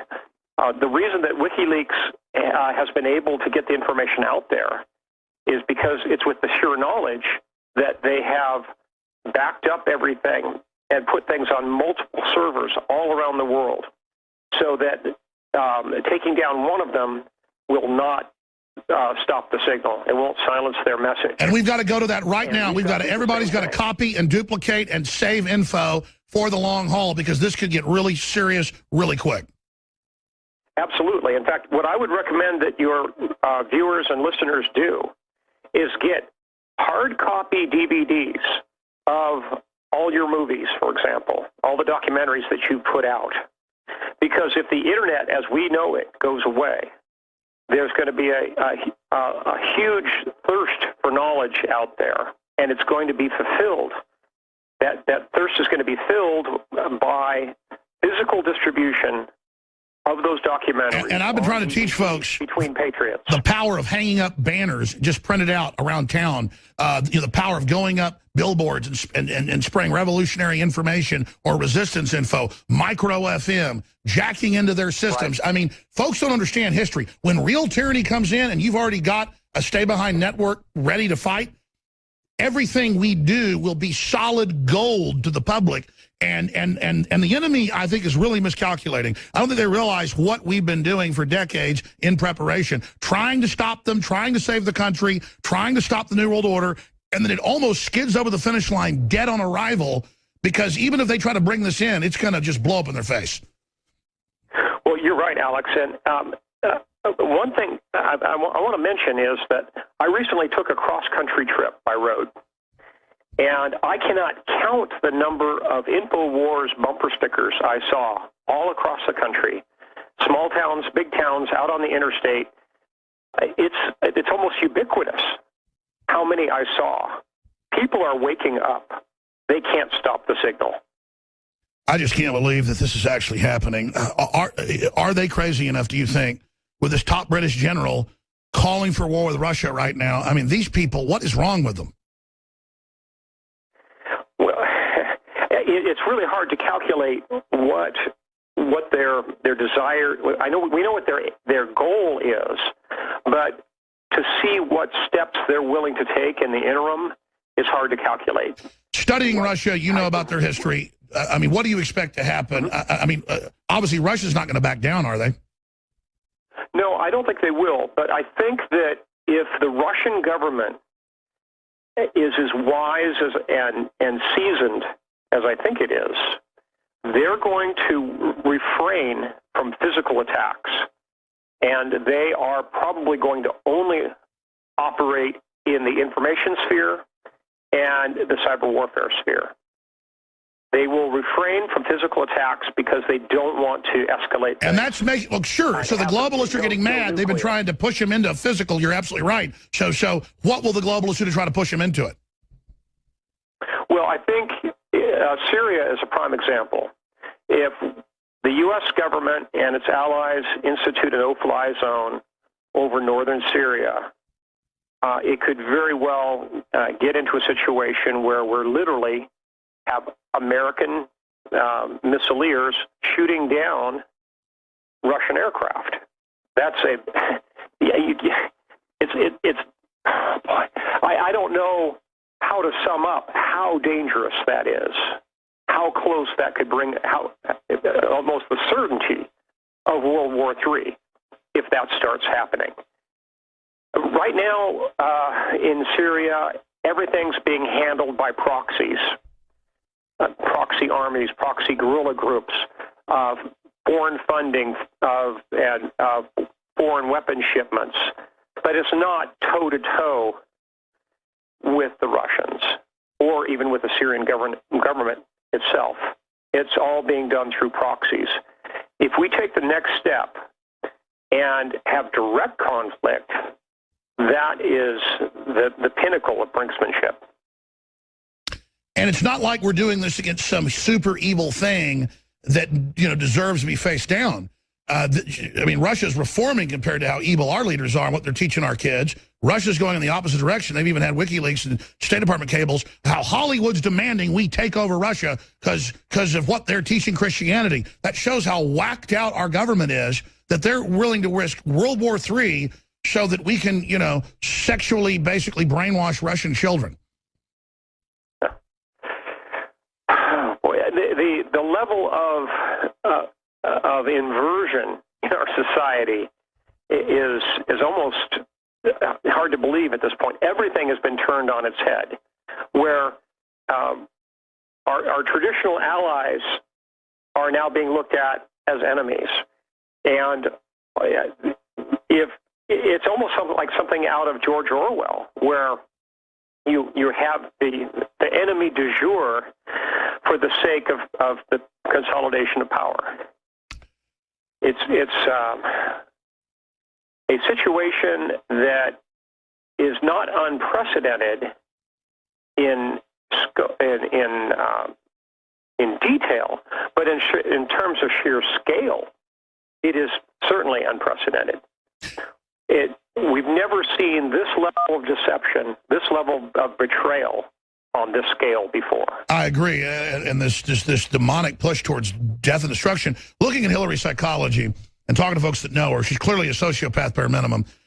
She's disconnected. She's pretty much running Obama on the show now. A lot of evidence shows from these emails, the group behind her, Soros. Is there anything we can do to Hillary or Soros in communications? Because we know they listen and watch. That can shift them out of their craziness. I mean, is there any reason to even aim InfoWar in a nice way to them and say, please don't destroy the world? Or does that just get them on more of a power trip?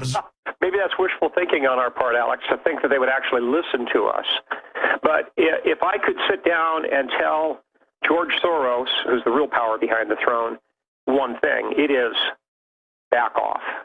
Because it's not just the American citizenry, it's the citizenry of the planet that he's going to be up against when all this falls apart.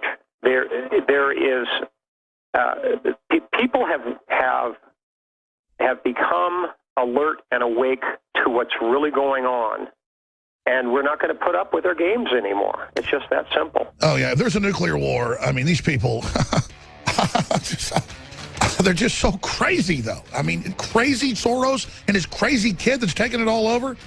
He's like all over the internet, bombed out of his brain in videos, acting like a moron. It's like, I can't believe the intelligence agencies and people are putting up with this. I mean, I know they're not perfect, but give me a break.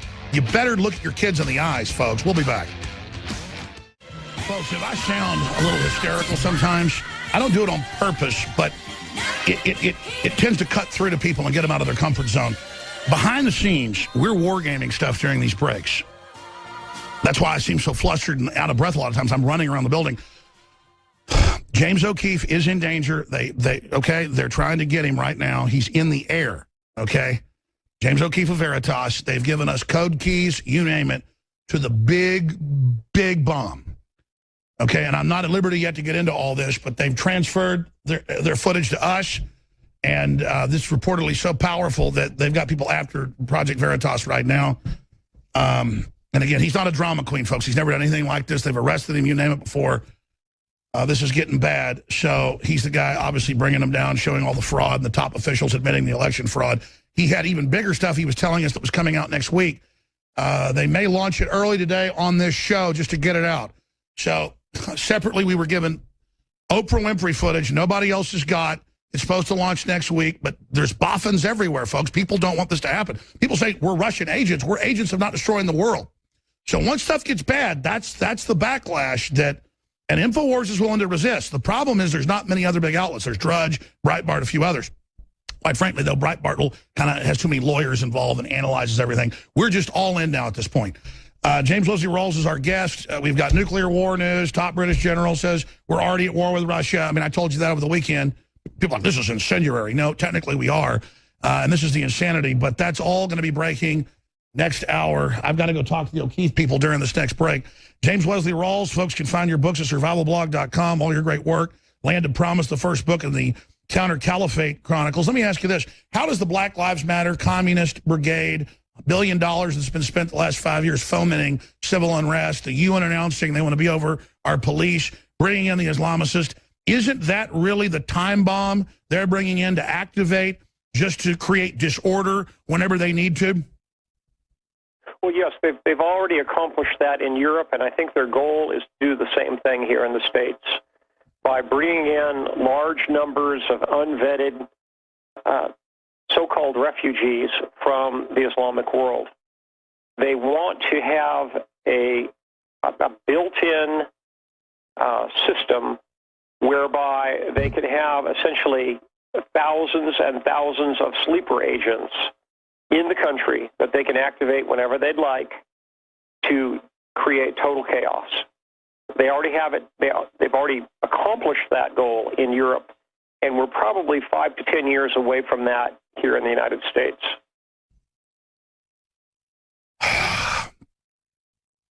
What do we do? Get right with God? I mean, how do we reach out to the average people that just seem like they're in fantasy land? Well, I think prayer is what we should start with. People should accept Christ as their Savior, and they should sit down and seriously pray for our nation, and pray for the protection of our families. And at this point, as I've mentioned many times in my blog, I think that we as a nation have turned our back on God, and that at this point, all we can hope for is that God would still protect his remnant, his covenant people. And they are to be found in all walks of life, in many denominations, and that his remnant will be protected, but we cannot expect God's protection on our entire nation any longer because we've so systematically turned our back on God, starting with Roe v. Wade and going on from there. And we need, as individuals, to get down on our knees and pray for God's guidance, providence, and protection, starting with our families and going out to our church families and communities, and pray that we, if nothing else, that we would get through this dark time ahead. That's right. We need to pray to God to lead God and direct us. James Wesley Rawls, thank you so much. The Oprah Winfrey exclusive, James O'Keefe having to basically launch the emergency plan. It's all happening right now, and we're still 17 days out. Alexander de Tocqueville, the French historian who traveled all over the world, said America was the best by leaps and bounds in the 1820s. He said, America is great because America is good. America is great because America is good. America is now not very good, is she? Not in the high places, at least. Now, we have this exclusive that just fell in our lap. This is not aired anywhere yet. This is Oprah Winfrey. And I'm just going to play this so you can, and then I'm going to comment after you see it. But this is what's coming out next week. You're seeing it here first. Here's Oprah Winfrey. We have focused so much on what divides us, yes, rather than what unites us. Yes. You brought all types of people together that normally would not be together. That was my goal every day. How are we going to get that back in this country? You got to show. Right now, this is the only show that can do that because you're talking to real people every day. There is no platform for public discourse. The reason why I haven't been vocal, other than saying I'm with her, is because I didn't know what to say that could actually pierce through all the noise and the chaos and the disgusting vitriol that's going on and actually be heard. It's scary. It's scary at a time that leadership is so critical. But there really is no choice, people. Yeah. All the people sitting around talking about they can't decide. This is what I want to say. When I'm 30 years... Okay, this is what I want to say. And this is what I really want to say. All the people, I hear this all the time. You get in conversations, and there's not a person in this room who hasn't been in the same conversation where people say, I just don't know if I like her. Yeah. She not coming over to your house. You don't have to like her. You don't have to like her. Do you like this country? I hear you. Do you like this country? You better get out there and vote. I love this country.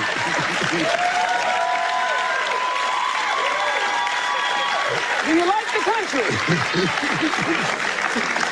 When I'm 30 years in, I'm going to comment. Do you like freedom and liberty? Do you like this country?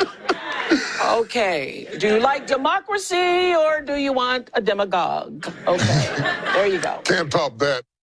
No, you can't top that. Another inversion of reality. She wants war.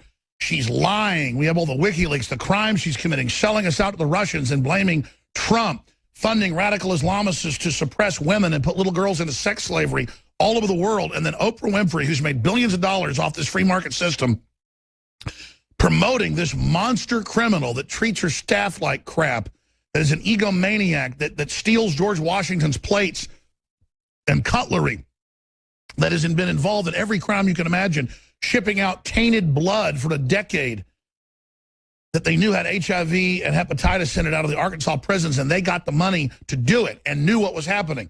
Their crimes go on and on and on. Persecuting Christians and patriots and conservatives with the IRS. Benghazi, ordering the stand down, lying about it. Destabilizing Libya, blowing it into pieces, and then bringing down much of Africa.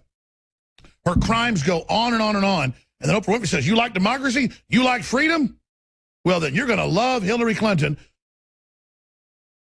who is a consummate monster, and who Kit Daniels writes in his latest article at Infowars.com, WikiLeaks, Hillary Clinton, editor-in-chief of mainstream media. Her staff, from the New York Times to CNN to you name it, runs it in giant PR campaigns. They've even been caught paying thousands of YouTubers to put out pro videos, and tens of thousands of trolls they've hired to run around stirring up garbage on the internet. And Oprah Winfrey, I tell you, has absolutely discredited herself like nothing I've ever seen. This is truly disgusting. So there you go. Oprah Winfrey officially endorses Hillary Clinton to save democracy. I'm Alex Jones. This is InfoWars. Infowars.com is the website. We're going to come back with Colonel Anthony Schaefer, who headed up the unit that tried to kill bin Laden twice, was ordered to stand down, who exposed what really happened at Benghazi first, and the fact that Obama and Hillary and the rest of them were behind it. All this and more straight ahead. I'm Alex Jones. Now, we have a lot of really great patriots on this show, and we've got James O'Keefe right now in the air. I'm talking to his head guy who's been exposing all the Democratic fraud. They have never, in the decade I've been interviewing him, had a real threat like this where they're actually getting ready to release a bunch of stuff they weren't going to release. They've given us the code keys to release the video that's even more damning than what you saw this week and last week. That was the top story in the country. The Democratic operatives publicly saying that they're already stealing the election and that they're going to take over the country. So that's coming up at the bottom of the hour. We're losing our freedoms right now. The internet's been handed over to the UN 17, 18 days ago. We have open calls for no-fly zones, which the chairman of the Joint Chiefs has said to Congress will cause a war with Russia. Got a Russian fleet coming in.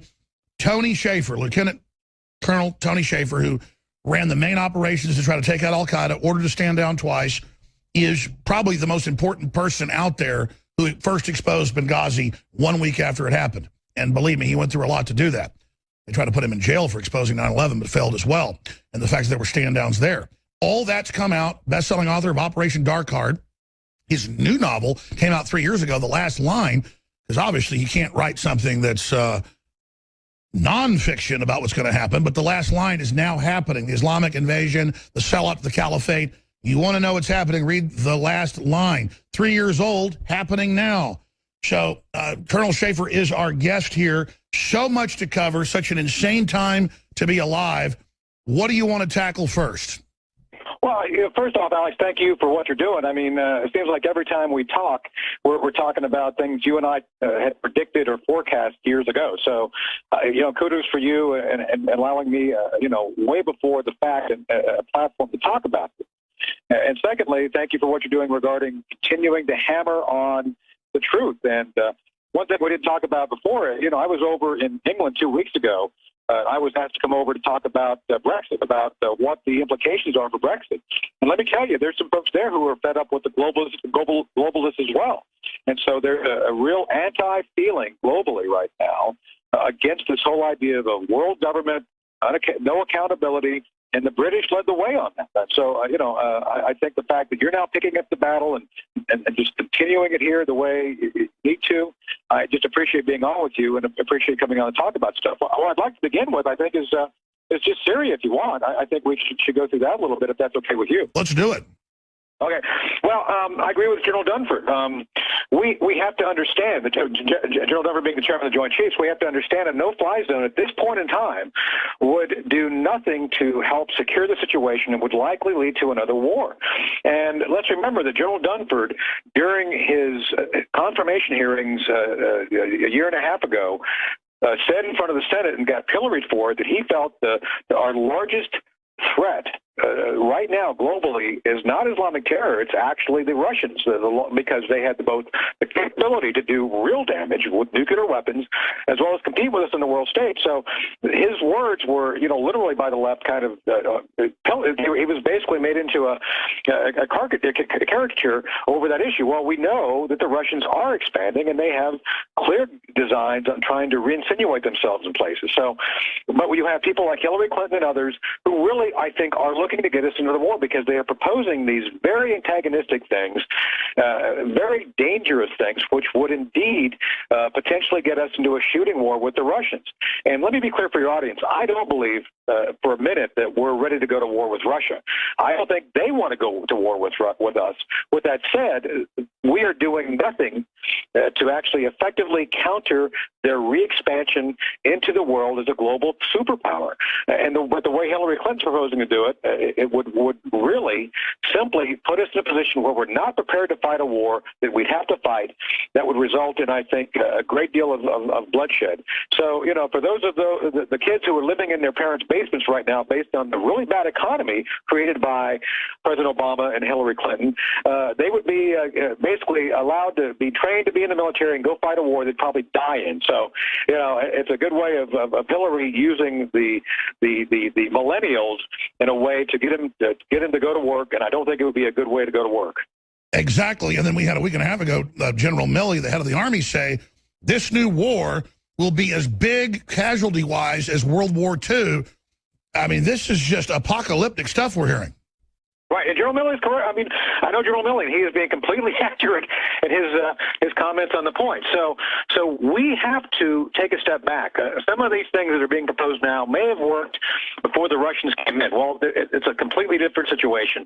And the other thing is this, there's been reports of the offensive in Mosul kicking off, and it is going as well as can be expected. I'm not saying it's going, swimmingly well. There's challenges. We now have 100,000 troops. Most of those are not ours. We're probably limited to we're probably at about between 10 and 15,000, probably just about 15% of that force is U.S. fighting this effort. The Kurds, God bless them, our primary ally, doing a great job. The Iraqis doing a marginal job as they have been, but there is progress being made to move ISIS out of Mosul. So I think we will, by January, have a pretty good understanding of how much of Iraq is back in the hands of the Iraqis or the proxies we support. Now, unfortunately, the proxies we don't support, the Iranians will also have a lot of influence in Iraq, too. I'm not saying that Iraq's going to be a settled issue for no matter what. I'm just saying that Iraq will be, for better or for worse, out of the control of ISIS. But the bottom line, Alex, is no one has a plan for Syria, and the plans that have been put forth by Ms. Clinton on her side are really dangerous and really designed to do damage to our national security. She wants to continue this unabated import of Islamist terror like they did in Germany and France. And that policy is not only dangerous, it is guaranteed to see more U.S. citizens die. So, and of course, of course, Europe knows you bring 5 million in, or we bring in hundreds of thousands, there's going to be attacks. Then why are they doing it? Well, the only answer I have is that knowing what's happened in Europe, and that would come here, she wants to knowingly import the problems we have in Europe. And the reason you would do that is because you can both be the provider of the crisis and the provider of the solution to the crisis. And of course, their solution, Alex, as you know, is more control. For whatever reason, she is bent on this idea of being in charge of everything. And by creating a crisis like that, creating the need to protect the American people, you then can protect the American people by more control, by more onerous DHS. That's right, and then use it against the, quote, alt-right she admits doesn't have a right to exist. She openly says in emails to her constituents, she wants to shut me down by name. I have no right to be on the air. I mean, that is so totalitarian. Right. And so literally, this is all the use of chaos and importing chaos. Look, I'm a political scientist. I know exactly what they're trying to do. They're trying to create adverse circumstances that they then can come in and solve. This is a global version of the Munchausen by proxy treatment of psychosis. So basically, she's trying to be the parent who injures her own child for purposes of going in to be the hero. That's what they're doing. doing, except their purpose long-term, Alex, is to basically create this global control, this global governance that everybody, where President Obama will go to the UN first before he goes to Congress. That's what she wants to do. And when you watch somebody with Munchausen, I've seen it personally, they don't know it's obvious to everyone. They just keep doing it over and over again, and they can't stop. Right. And I think this is where the psychosis of Ms. Clinton and the psychosis of the entire movement is I think most people who see it recognize it for what it is. Unfortunately, Alex, we have citizens who just have not woken up to the reality which we face. And by the way, Colonel Schaefer, obviously you're heavily involved in psychological warfare, studying all that to be able to battle al-Qaeda successfully.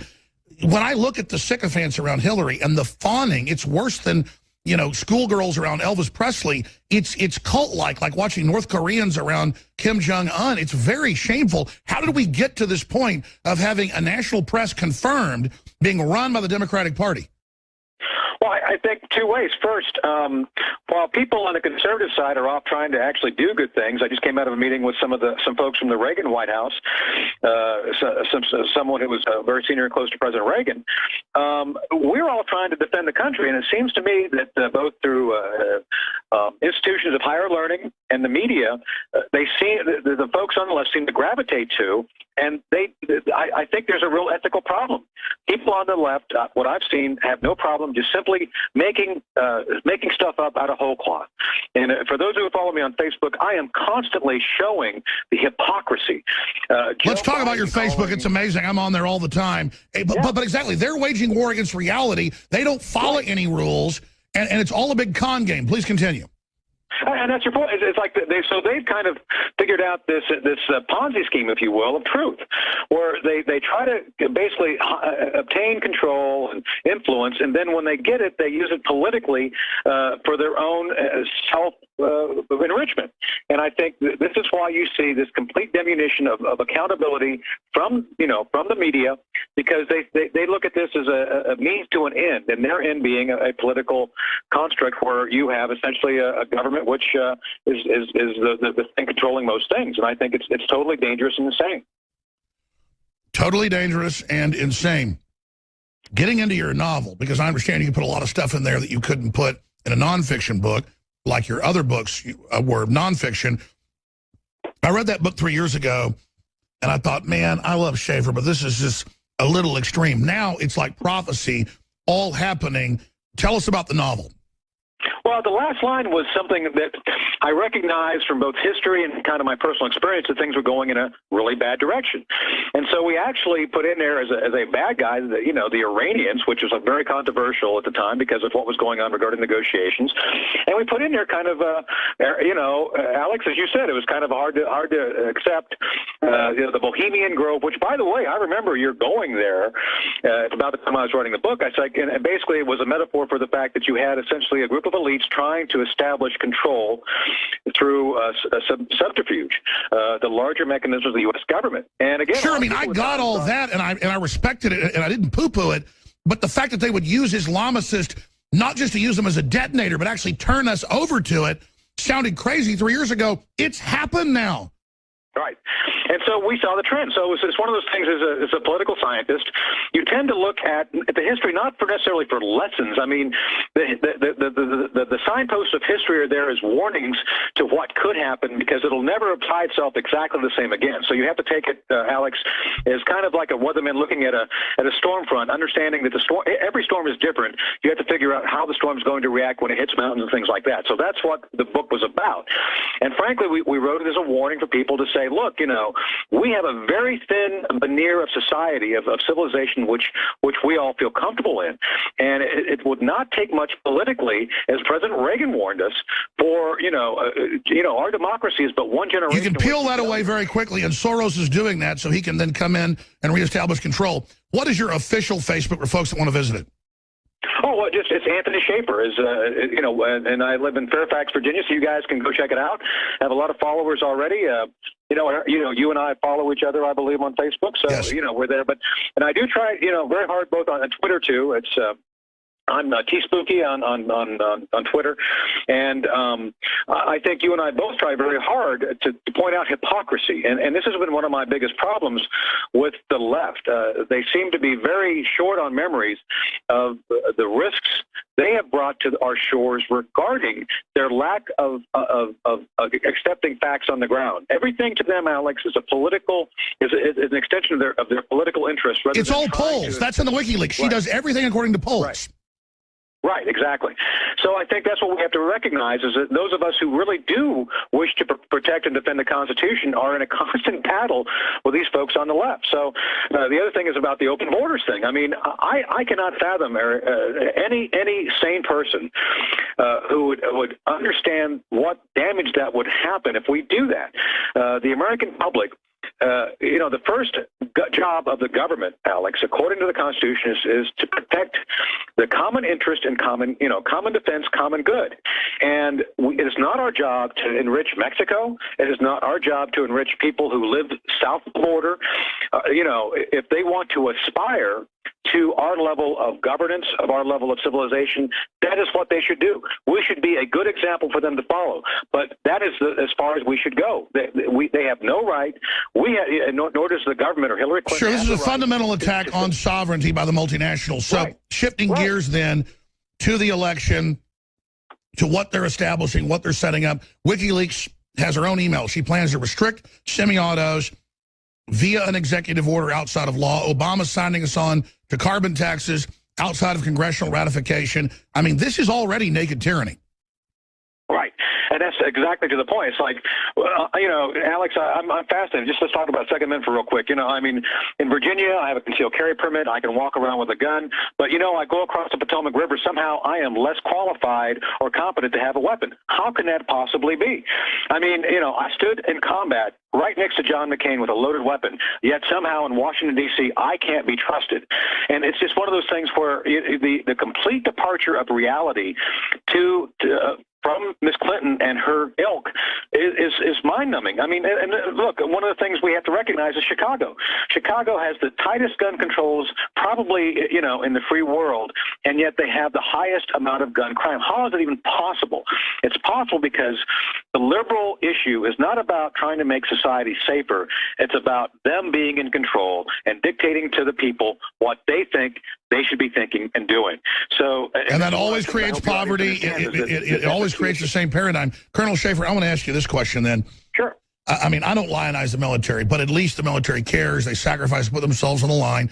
On average, our military especially is the most awake group out there. Then police get demonized. They've got problems. They've got a rough job. But on average, they're more awake than the general public. And so I see Soros and the globalists openly trying to start a civil war in this country, saying under strong cities, the UN is going to come in and basically run our local departments. That's not me saying it. That's the Washington Post. This is so Twilight Zone, but I think they've jumped the shark in their attempt to demonize the military and police. I think at a core level now, they've really begun to lose the propaganda battle when they made that move. Can you comment to that and talk about basically the mood, the understanding in the actual guardians of this republic? Well, let me hit from two sides. I have some very close friends in law enforcement, and one of them's a sheriff in one of the local counties. And I can tell you that and he's got a sizable number of black officers. And I can tell you it's not about black lives. I mean, I stood recently with one of his black officers, and we were talking about this at an event. And we have to understand that law enforcement's job is to protect the interests of the American people, period. And the folks in the Hillary Clinton side are making it very tough because they are supporting the idea of chaos and destruction. And let's be blunt here. The Black Lives Movement is not about protecting lives. It's about attacking law enforcement and diminishing their ability to keep law and order. Let's extend it to the military. The military's job is to protect and defend the Constitution. So is it this classical sedition that we have foreign multinationals like Soros trying to openly create a false revolution in the U.S.? Because the whole revolution in Ukraine that overthrew an elected government was an anti-police movement at first. I mean, this is very seditious. Right. Well, that's the thing, too, and going to the military then. So the military now is becoming more and more burdened as a social experimentation, like a petri dish, rather than doing its job. Red high heels on the soldiers. Right. I mean, the Secretary of the Navy, Mabus, said yesterday his job is to make people feel better about themselves. Like, are you kidding me? The Secretary of the Navy's job is to have the best, most capable Navy in the world to defend the interests of the American people and the people itself. It's not to make sure that someone this is sabotage. A man who wants to wear high heels feels more comfortable in doing that in public. That is not the Navy's job. So why are they sabotaging the military? Well, that's the point, Alex. They keep trying to to put these onerous social requirements on the military to make it less able to fight and win a war. While they're trying to start a war with the Russians. Exactly, which is designed then to make us not only effective, but probably make us fail and fail miserably. So it's really the worst of both worlds. You have this social experimentation going on, which really does diminish readiness, creates friction within the ranks. It takes the military away from its primary mission, which is to fight and win wars. And at the same time, then they're trying to put us in a position where we have to fight a war, and at the very time we're less able. So it's really something that I think the American public has to recognize, that the social experimentation the military has been forced into is not helping protect them or make them stronger or ensure that we're going to win any war we would get pulled into. Tony-Shaffer.com, LondonCenter.org. You can also follow him on Facebook. Looking at this, and we've got a lot of the WikiLeaks showing it, it's like multinationals playing countries off against each other. I'm not saying Hillary's an actual Russian agent, but she's on the payroll of the Russians. Podesta got $35 million and was actually getting orders from Putin's office. They then blame Trump for that. But for all intents and purposes, Hillary's a chaos agent that makes money off chaos. So for all intents and purposes, she is basically an agent to bring this country down. Well, I think that that's the inevitable result of the policies which she's put forward, and we now see being postulated as what she will do. And, Alec, this is one of the things that Donald Trump's been very clear about. I do believe that no matter how you feel about Trump, and, he's gone back and forth on some issues, I sincerely believe that Ms. Clinton will do exactly what she said regarding open borders, regarding attempting to gain control and prevent normal, legitimate citizens having legitimate rights to have weapons from having them. So that's right. Hillary wants to complete the takeover. So Trump's now a figurehead. He's not out to get America. Whatever crap they dig up, as long as it's not illegal, I'm ignoring it. We're kicking the globalist out. Right, and that's the way I'm looking at it as well. And especially when you look at, Alex, and this is something else I agree with Mr. Trump on. If you look at her record, you look at her 30 years of service, yeah, all of it's bad. All of it's failure. And I don't think anybody can look at her record and actually find something that's been successful for the American people. And the only thing she's done, Alex, if you look at it, she's created havoc and chaos in every possible for her own gain. Ask yourself, right. So for personal gain, which is very clearly they have. So you have to ask yourself, who is Ms. Clinton really trying to help? And it is most certainly not the American people. All right, Colonel Shaffer, thank you so much for the time. Lieutenant Colonel Anthony Shaffer. Promise you'll come back more than once or twice a year. We always love it. Yeah, let me know. I'll be happy to join you again. Thank you, sir. God bless. Have a great weekend. I hope we don't have nuclear war with the Russians. That is such a patriot. That guy is so good. One of the main guys that exposed Benghazi. I mean, they already know it. They've already gone after him for us. You might as well get the credit. We'll be back. They're going after James O'Keefe. I mean, this is like emergency around here. I got to go find out what's going on during this break. I mean, this has reached crazy town level. Mainstream corporate media has done a lot of stupid stuff lately. Their ratings have gone down to almost nothing. And what are they doing? They're doubling down. They've now come out and told the American people that there's no such thing as election fraud and that nobody's ever been concerned about it in history, thinking we all have the memory of a goldfish. I keep emphasizing it. Florida, the polls have closed. Florida goes for Al Gore. If we say somebody's carried a state, you can pretty much take it to the bank, book it, that that's true. Speaker of the House of Florida was Tom Feeney, one of my first introductions to him, and he wanted us to build a vote flipping software. It takes only a few seconds to insert a computer virus into this voting machine. I stand by. CNN right now is moving our earlier declaration of Florida back to the too close to call column. Of asking the Attorney General to pursue criminal and civil actions against Diebold in this matter, based on findings of fraudulent actions. You didn't have to sit across the street in a truck. You could just sit there and punch a button, and the votes all flip. George Bush is the president-elect of the United States. He has won the state of Florida, according to our projections. The effort I have underway is simply to make sure that all the votes are counted. Our presidential election came down to one state where the brother of the man running for president was the governor of the state. Here's my boy. According to the Washington Post, early evening exit polls pointed to a decisive win for Kerry.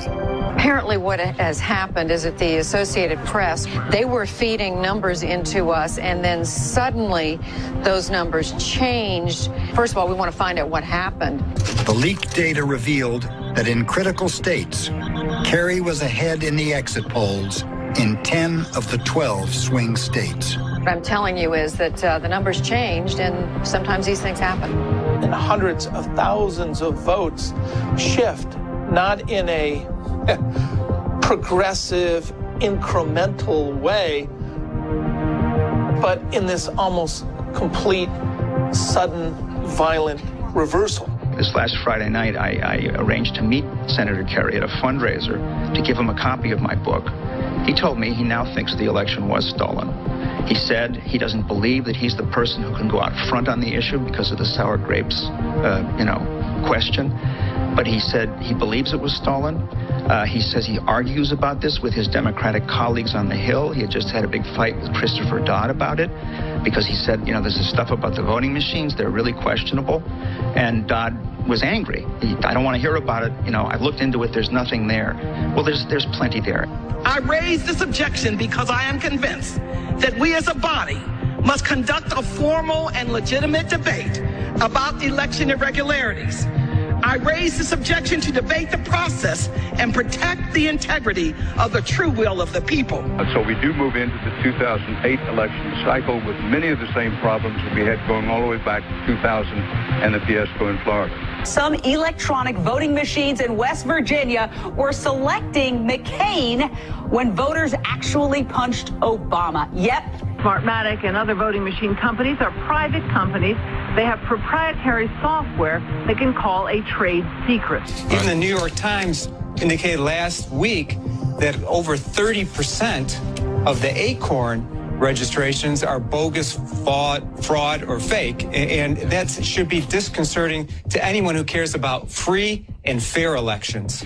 All right, the concern is that these fraudulent registrations are going to lead to fraudulent voting. And in a close race, whether it be in Ohio or Nevada or elsewhere, this is where this Acorn scandal, I think, is going to have a potentially explosive impact on Election Day. All right, But of most concern, of course, are the separate computer systems that count and report actual votes. So far, no sign that any of those have been compromised. LaPel conducted a demonstration where he actually changed the votes in the machine by swapping out the machine's computer chip for one that he programmed. This black box is an unaccountable, untestable, privately run software from the two companies that you have hired to count our votes. So when the votes come out of this black box, they do not reflect the New York City or the national votes. In 22 primaries, the votes have shifted in 20 of them. The exit polling data in New York State shifted 12%. A shift of 2% is fraud, according to the U.S. State Department. So that's what we've seen across the country. I figured out how to make a slightly different computer program that just before the close of the polls, it shifts some votes around from one candidate to another. The work we did to prepare for Hillary Clinton to be our nominee and then make sure that we could get her elected president is absolutely critical to advancing the issues. Of course the elections will not be rigged. What does that mean? Thank you for showing concern for the integrity of our election system here in the United States, because the fate of this nation affects the rest of the world. Now, election fraud throughout history has been well documented. And the fact that the mainstream media tries to act like that Donald Trump is crazy, that he's been raising it, shows just how disconnected the mainstream media is. Donald Trump's biggest lie is about the election itself, the integrity of the election. He is alleging a massive conspiracy. Somewhere between 2 and 5% Betsy, please, of illegal voters vote. We've cited so much evidence on... Stop, or I'm going to have to cut this interview short. You don't want people to hear the evidence? It's not... I have presented the evidence to my viewers, and my viewers trust me to tell them the truth. We've cited studies. I've talked to secretaries of state who are Republicans. I've talked to many Republican officials who say there's not widespread fraud. They're part of the system. Back in August, InfoWars first raised this issue because we had seen the Democratic Party steal the nomination from Bernie Sanders, and the Republican Party had just tried to do the same thing with Donald Trump unsuccessfully because Trump fought back against it. So I put out an emergency message to Donald Trump, and I told him personally that I thought it was very important for him to raise the alarm that we, the people, would be watching this election very, very closely. And Trump told me he absolutely agreed, and he was already on it. They even want to try and rig the election at the polling booths where so many cities are corrupt. And you see that. The system, folks, is rigged. First of all, it's rigged.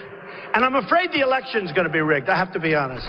Regardless of what you think about Donald Trump, this is about the integrity of our elections.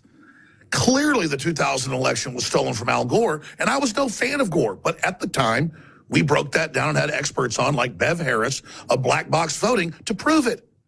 She then went on to help produce and direct the award-winning HBO documentary, Hacking Democracy. Okay, we're in now. This is the official program that the county supervisor sees. As we can see here, Howard Dean has 1,000 votes.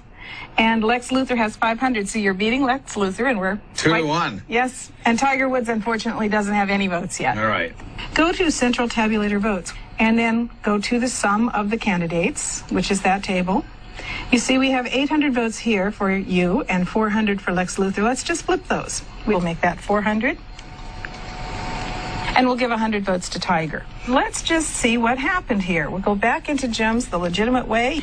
And as you can see now, Howard Dean only has 500 votes. Lex Luthor has 900 and Tiger Woods has 100 votes. We just edited an election. It took us 90 seconds. Of course the elections will not be rigged. What does that mean?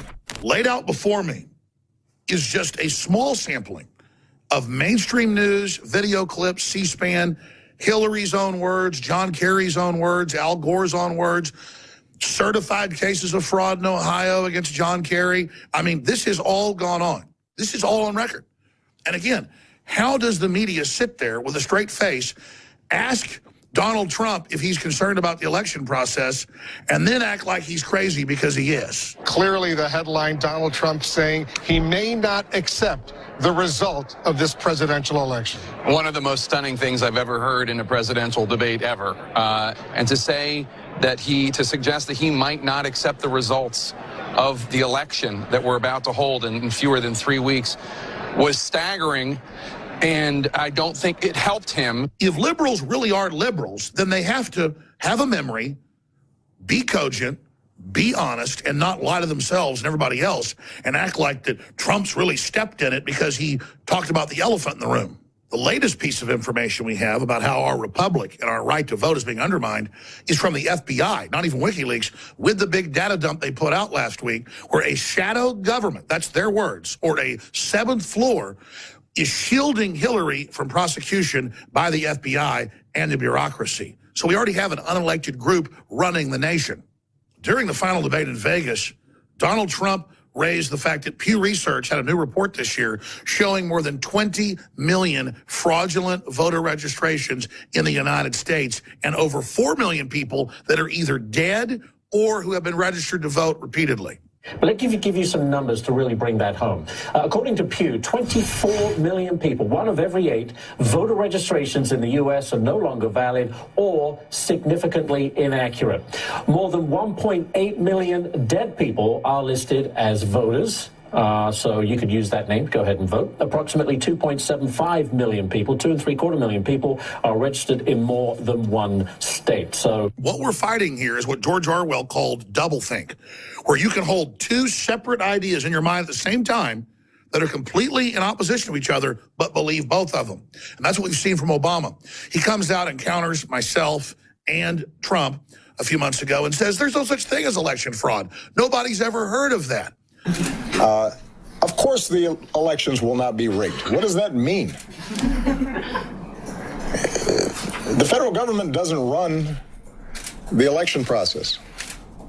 States and cities and communities all across the country, they're the ones who set up the voting systems and the voting booths. And if Mr. Trump is suggesting that there is a conspiracy theory that is being propagated. Then within 2 weeks, Homeland Security comes out and says we're federalizing the elections to protect it from Russia and Donald Trump.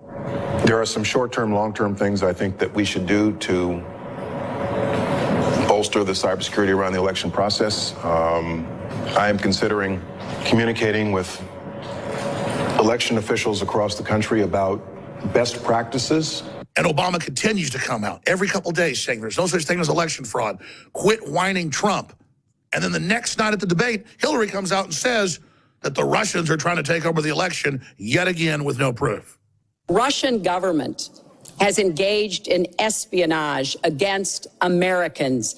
They have hacked American websites, American accounts of private people, of institutions. Then they have given that information to WikiLeaks for the purpose of putting it on the internet. This has come from the highest levels of the Russian government, clearly from Putin himself, in an effort, as 17 of our intelligence agencies have confirmed, to influence our election. So there's no election fraud whenever Donald Trump raises the concern. It's never happened in history, but simultaneously in the same speeches, we're told our election is in great peril and the Democrat-controlled DHS has to take it over. And we now have Hillary's chief of staff, Podesta, caught in new WikiLeaks emails trying to grease the skids for illegal aliens to vote and get driver's license. And then it only gets more flagrant. Project Veritas, with James O'Keefe, in a year-long investigation, has top Democratic Party operatives, national heads of major organizations on video saying, we're going to bust people in to vote over and over again, and there's nothing anybody can do because we control the media, we control the courts. I mean, this is like something out of a Perry Mason movie where they are literally shaking like criminals saying, the world is ours, we're taking over the legislatures, nobody can stop us.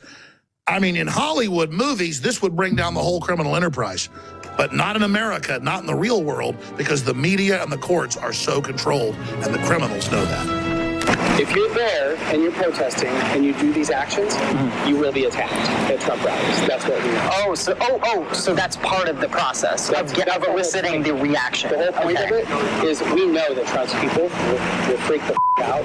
His security team will freak out, and his supporters will lose their Wherever Trump and Pence are going to be, we have a bench. Okay.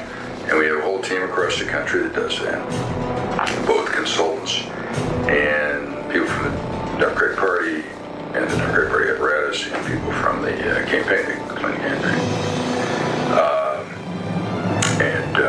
My role with the campaign is to manage all that. The mainstream corporate media is totally blacking out the reports he's putting out that are the biggest in their storied history. He has top Democratic officials, top operatives saying, we're stealing elections, we're engaged in election fraud, we're bussing people around, we're going to do it, we're above the law. We were trending on Twitter, we're the #1 trending video on YouTube worldwide, we're the #1 trending thing on Facebook over the last 24 hours. What you are seeing is something I never thought I would say. You are seeing social media and the grassroots in this country more powerful than the mainstream media. We are the social media barbarians at the gates, and we have inundated their inboxes. The New York Times is now forced to cover it. The Washington Post was forced to cover it. All Americans, regardless of race, color, creed, political persuasion, need to support Trump as a referendum against the corporate fascism we see taking root in this nation. Major polls and studies are conclusive. The vast majority of Americans, over 70%, no matter what race, color, or creed, believe that there is major election and voter fraud happening in this country, and they want IDs to be used to be able to vote. It's just that simple. If you have any integrity as a so-called Democrat, or anybody else for that matter, you should be outraged by the media trying to lie to you and act like Donald Trump is a kook or a crazy person when he has the courage to talk about the fact that they're clearly trying to steal the election. The media piling on, the disinformation, all the fake polls Reuters and CNN have been caught in, where they sample way more Democrats than Republicans. This is unprecedented corruption. And to see the media so persecuted by Obama and Hillary, lined up like sycophantic minions, throwing themselves at them in their disdain for the American people, is truly despicable. Hillary, her minions, and controllers are on megalomaniac power trips right now. And history is repeating itself. They're saying they want to persecute the alt-right press. Well, folks, if you let the alt-right press get shut down today, it's going to be you tomorrow. Where are the real liberals out there? Or do you not exist? Are you on too big of a power trip imagining this huge utopia that we're going to have once you're in full control and all the opposition's been silenced? And I got the chance to meet the people who are working so hard to get her elected. There they are, the heads of NBC, CNN, CBS, ABC. There's the New York Times right over there, and the Washington Post.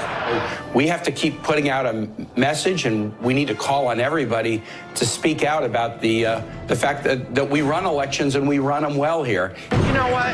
We've been busting people in for 50 years, and we're not going to stop now. There is no serious person out there who would suggest somehow that you could even rig America's elections.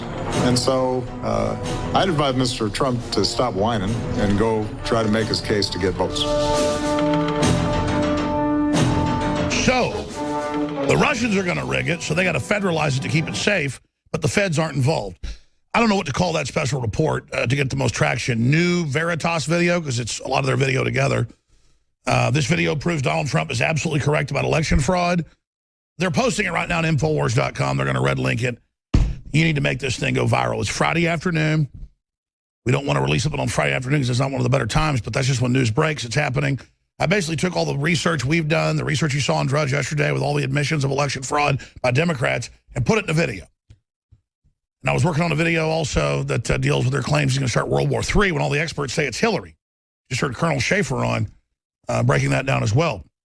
Not your average colonel, obviously, involved in black ops and a lot of other things. The military does not want to have a war with Russia. It's trying to restrain Obama and Hillary right now. And I'm not lionizing the military in some butt-kissing maneuver. That's who's been holding all this back. Because the political elite is so disconnected from reality. That's what Schaefer kept hammering. The video's going up on Infowars.com as we speak. It's going up on Facebook. We need to get this out to everybody. I'll be filing reports throughout the weekend. Obviously, David Knight's about to take over. He has an exclusive interview he conducted with Nigel Farage on a desperate warning to America. He should be getting to that as well. Let me hit, though, a very important subject here. We're always very careful about sources, but the fog of war, things get a little blurred. So I'm not apologizing because we didn't do anything, and they're not mad at us. Project Veritas has had some very serious threats, and let me tell you, James O'Keefe has been arrested. He's been persecuted. He's been attacked before. The guy is amazing. He's the model of investigative journalist. Gumshoe, Mickey Spillane, he's the real deal. He's the thing they put in comic books, okay? Now, we obviously talked to him yesterday. He's given us exclusives before. He was talking about giving us an exclusive next Monday on something even bigger. They got some really bad stuff happening today, and I'm not at liberty to get into it. They now don't want to get into it right now until he gets out of the air. So it might even be later with David or the Nightly News tonight because they want us to report it. But we're talking to his people, and they were like, yes, we want to come on. You know, that plan that we have where you have the code keys, the backup servers, and you have the footage in case something happens to us. We're now implementing that plan, something we talked about before. That was their idea. Say what you want about InfoWars. People know they can trust us to do what we say we're going to do and not scoop people and stuff. We don't care. It's all about defeating the globalist. And so I was told real quick, yeah, we're talking to him. They say, go ahead and mention it. Either his number 2 guy or he'll come on as soon as possible, but go ahead and announce that they're getting really serious threats. And believe me, they've had a lot of threats before. Can you imagine what these are? They're changing the whole election right now. So as soon as O'Keefe's out of the air, we'll know. I was told to go ahead and announce it, and then they pulled back and said, no, we're going to wait. I'll be on this Sunday, 4 to 6 p.m. That's probably where the interview is going to happen. But whatever's going on, and I was told some of it, it's unbelievable, is of such concern that they're basically right now in scramble mode. So this is a war, people. It's a war. You know, we have former top Army intelligence people on and top, colonels on and generals and everything else. And they come here, folks, because this is the real deal. This is the organic response to the New World Order. I knew this thing was coming 25 years ago. I tried to get on air for 3 or 4 years, finally got on air. I put every dime I got back into this because the globalists are that evil. I mean, I wouldn't care if it was some multinational corporate thing that took over that was promoting more freedom and guns, and then I'd want 1776 worldwide, as long as we have independence and sovereignty. But, man, this thing demands you're all in. I mean, the New World Order isn't giving us quarter, baby. And I guess people don't know. A lot of people don't know. They say, what does that mean? If you were going to have a fight, 2 armies or 2 individuals, you'd say, quarter offered? No quarter offered. Well, then no quarter offered, no quarter given. It means we fight to the death. They're not offering us quarter. Not offering us quarter. So I'm all in. Okay, you're not offering me quarter. You're coming for me and my family? Let's go. You want it? We'll see who wins in the end. My full will, my full intellect, my spirit, everything is now leaned up against you. And believe me, it's not fun, but it's what's got to be done. And I can feel the enemy getting weaker. I can see it politically, but they're leaning up against Providence and a lot of good people, folks. Even though there's not as many of us left as there was, one of us can beat 100 of these people. And the spirit of liberty is rising. It's happening right now. Thank Christ. Briefly, Revelations. It's like the top video now, I guess, on Amazon in documentaries. Dawn of Global Government movie. The new film directed by Chuck Undersea stars General Jerry Boykin, former head of Special Forces, Charlie Daniels, G. Edward Griffin, Joel Scalzo, and myself, Alex Jones. Covers a range of topics such as privacy, Agenda 21, Federal Reserve, nationalism versus globalism, and more. They also have theater signups where you get it hosted to a theater in your area, or get the DVD and show your church. Whatever you do, get it out now. Visit Revelation the Movie. This is 5 years in the making. RevelationTheMovie.com. RevelationTheMovie.info. RevelationTheMovie.info to purchase the DVD or check into hosting in the theater near you. RevelationTheMovie.info. Continuing, United States Gold Vault, folks, are amazing people based right here in Texas. You and your family should be protected, and the way to do it during economic meltdown, I believe, is to have gold and silver, water filters, guns, you name it. The place to get your gold are these wonderful folks in Texas. I believe an economic crash is coming. It's already begun in many areas, and you should protect yourself with real money. Do you want to be a victim, or do you want to be prepared? Take action with the company I trust, United States Gold Vault. Call today, 844-321-ALEX, 844-321-ALEX. They've created game-changing gold and silver survival packs filled with physical gold and silver coins that could help safeguard you when you need it most in a financial crisis. Real money, not paper. And the sponsor helps fund our operation. Win-win. I secured my retirement with gold and silver. Don't wait till it's too late. Call United States Gold Vault now at 844-321-ALEX and get your rugged double locking bank bag to securely store your gold and silver today. Absolutely free. 844-321-ALEX. Now, continuing, finally, we have Solutions from Science, solar generator. They have a whole line of stuff. You should go to their website, but I got one of these like 10 years ago, bought a couple more in the last few years. They're always upgrading them. They're normally $6,000. They're selling them at below cost for whatever reason, I don't know. $1,500. I paid like $4,000 for a lesser unit for them years ago, so whatever. And that was a discount then. So take advantage of it. It's their top-of-the-line model, the one I use at home. It's the perfect power solar generator below cost. Visit PowerGridChaos.com. That's PowerGridChaos.com and get yours before they're gone. PowerGridChaos.com. A lot of other products there as well at PowerGridChaos.com.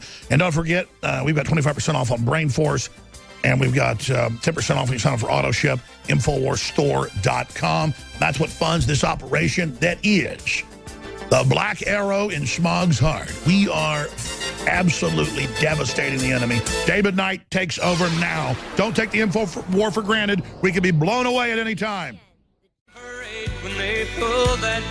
Welcome back to the Alex Jones Show on this Friday. I'm David Knight, and we're going to be playing the interview that I had in Vegas just before the final debate between Trump and Clinton with Nigel Farage, the man who's behind Brexit.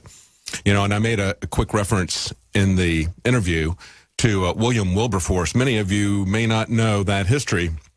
William Wilberforce was a man who, for decades, he spent his entire life, he was elected in his early 20s to Parliament in the UK. He spent his entire life fighting the slave trade. And he was a protege of Newton, the guy who wrote Amazing Grace, himself a former slave trader, and actually had been captured at one point by Muslims and turned into a slave himself. But then he became a Christian, and he wrote the song Amazing Grace, did other things. He was a pastor, and he was involved with the early conversion of William Wilberforce. And he told Wilberforce not to get out of politics. He said, God put you there for a reason. And so for, I guess it was like 30, 40 years, he would continually do these speeches. And I was always reminded when I would see Nigel Farage go to the European Union. And as he said, when I first came here, I told you lot that I was going to get the UK out of the European Union, and you all laughed. Well, you're not laughing now. Well, William Wilberforce went to the heart of power, the seat of the international slave trade. You know, the open trade in slaves. Globalism. There you go. They're trying to make slaves out of us all now. And he opposed that. It took him a couple of decades to stop the slave trade, the capture of more slaves. And then he began working on freeing those who were already in slavery. And he put together a bill that got passed in one of the houses, I believe, and they knew that it was going to pass in the final one, but the final vote didn't happen until a few days after he died.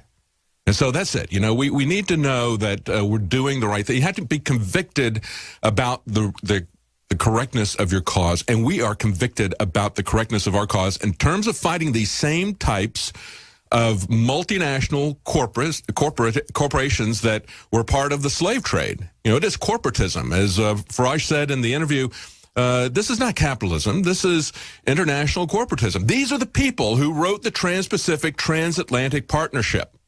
And you have to understand that when we look at this, America is at the center. We are the spine on which they hang these two new wings of the globalist government. And it's an economic union, then it becomes a political union. That is their tactic. That is their strategy. That is why everyone in every nation that is part of this globalist system is fighting so hard against Donald Trump. If we fight globalism here in America, then they lose the central spine on which they have tried to connect everything. We are at the center of this. America is at the center of this. That's why it is so vital for our independent nations around the world to get behind for Donald Trump to win. And as we look at all this talk about election fraud, I'm going to play for you when we come back a short excerpt from the interview. We're going to play the full interview this hour, but I want to play for you a short excerpt from Nigel Farage where he's talking about the kind of voter fraud that they've seen rampant in the UK. Because I'm most concerned about electronic fraud, but of course there's a lot of different types of voter fraud, of election fraud. And one of the things he talked about were these paper ballots that they would take around. Something that was put in by Tony Blair. And the day after I talked to him about that, there was an article in the Drudge Report talking about exactly the same thing happening here in Texas. Now, we don't need to just throw in the towel and give up. I've seen people say, well, why would Donald Trump talk about voter fraud? It's just going to discourage his voters. It's like, no, we understand this is a fight. Look, we're going to have a fight. Even if Donald Trump wins, we're still going to have a fight to make the changes happen that need to happen.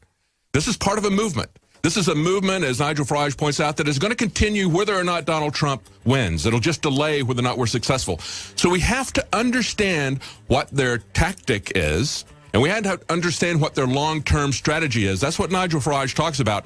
And so we have to understand how they're going to rig the elections in order to stop them from doing it or to make sure that it gets undone if they try to do it. Stay with us. We'll be right back. Welcome back to the Alex Jones Show. I'm David Knight, your host for the remainder of this live show, Friday, October 21st, 2016. At the bottom of the hour, we're going to play the interview I had with Nigel Farage in Las Vegas just before the debate. We're going to play that in its entirety. I want to play for you in just a moment an excerpt from Nigel Farage's interview where he's talking about some of the fraud techniques in the UK. And it was interesting because when I came back the very next day on Drudge Report, I see this article, Texas voter fraud concerns prompt a hotline offering $5,000 reward for tips for whistleblowers. And the tactic that they're concerned about and the trend that they see happening there is precisely what is happening in the UK. And we're going to talk about that. The reason we're focusing with Nigel Farage on this is because, as Donald Trump has clearly pointed out, the struggle right now, the key issue right now, is globalism versus nationalism. And Farage was here, as he explained, because this is a global movement against globalism. So you've got a small clique of multinational corporations that are trying to take over the political structures worldwide to feather their nest. And we can see that in the TPP and the TTIP, the Transatlantic, Trans-Pacific partnerships, where they become partners with government. Actually, they're already the senior partner. They're the ones who wrote these agreements in secret without any of our elected representatives having a say in what was going on or being allowed to see it or being allowed to report on it. And then once they made it available to them, the only one that I know of that even bothered to look at it is Jeff Sessions, and he's been the advisor to Donald Trump since a year ago last August. And that's why Donald Trump really understands what's going on. Jeff Sessions understands. The rest of his colleagues could care less. And they threw the entire process for ratifying treaties, and these are treaties, they threw the entire constitutional process out the window so they could advance this very easily. But this is a global movement. As Nigel Farage says, it's not just the UK. And it's not just Donald Trump. We see it happening in France and all these different countries. They're talking about a Swexit. You know, Sweden is talking about getting out of the EU as well. And we see this report today, France's Le Pen. Could she win, they ask? And this is the AFP. They say, from Brexit to the rise of Donald Trump, 2016 has been a humbling year for political forecasters. Yeah, they've been wrong, haven't they? All the way through. We've been told by all these experts like Nate Silver at telling us that, hey, you know, he doesn't have a chance every step of the way through the primary process. And so when he says that he doesn't have a chance, and all the mainstream media is telling us that he doesn't have a chance, that's part of rigging the election, you understand. Okay, that's a push poll. That's the way they do this. But it's been a humbling year for these people. We've shown that they're wrong time and time again, and we can overcome the election fraud if we understand their tactics.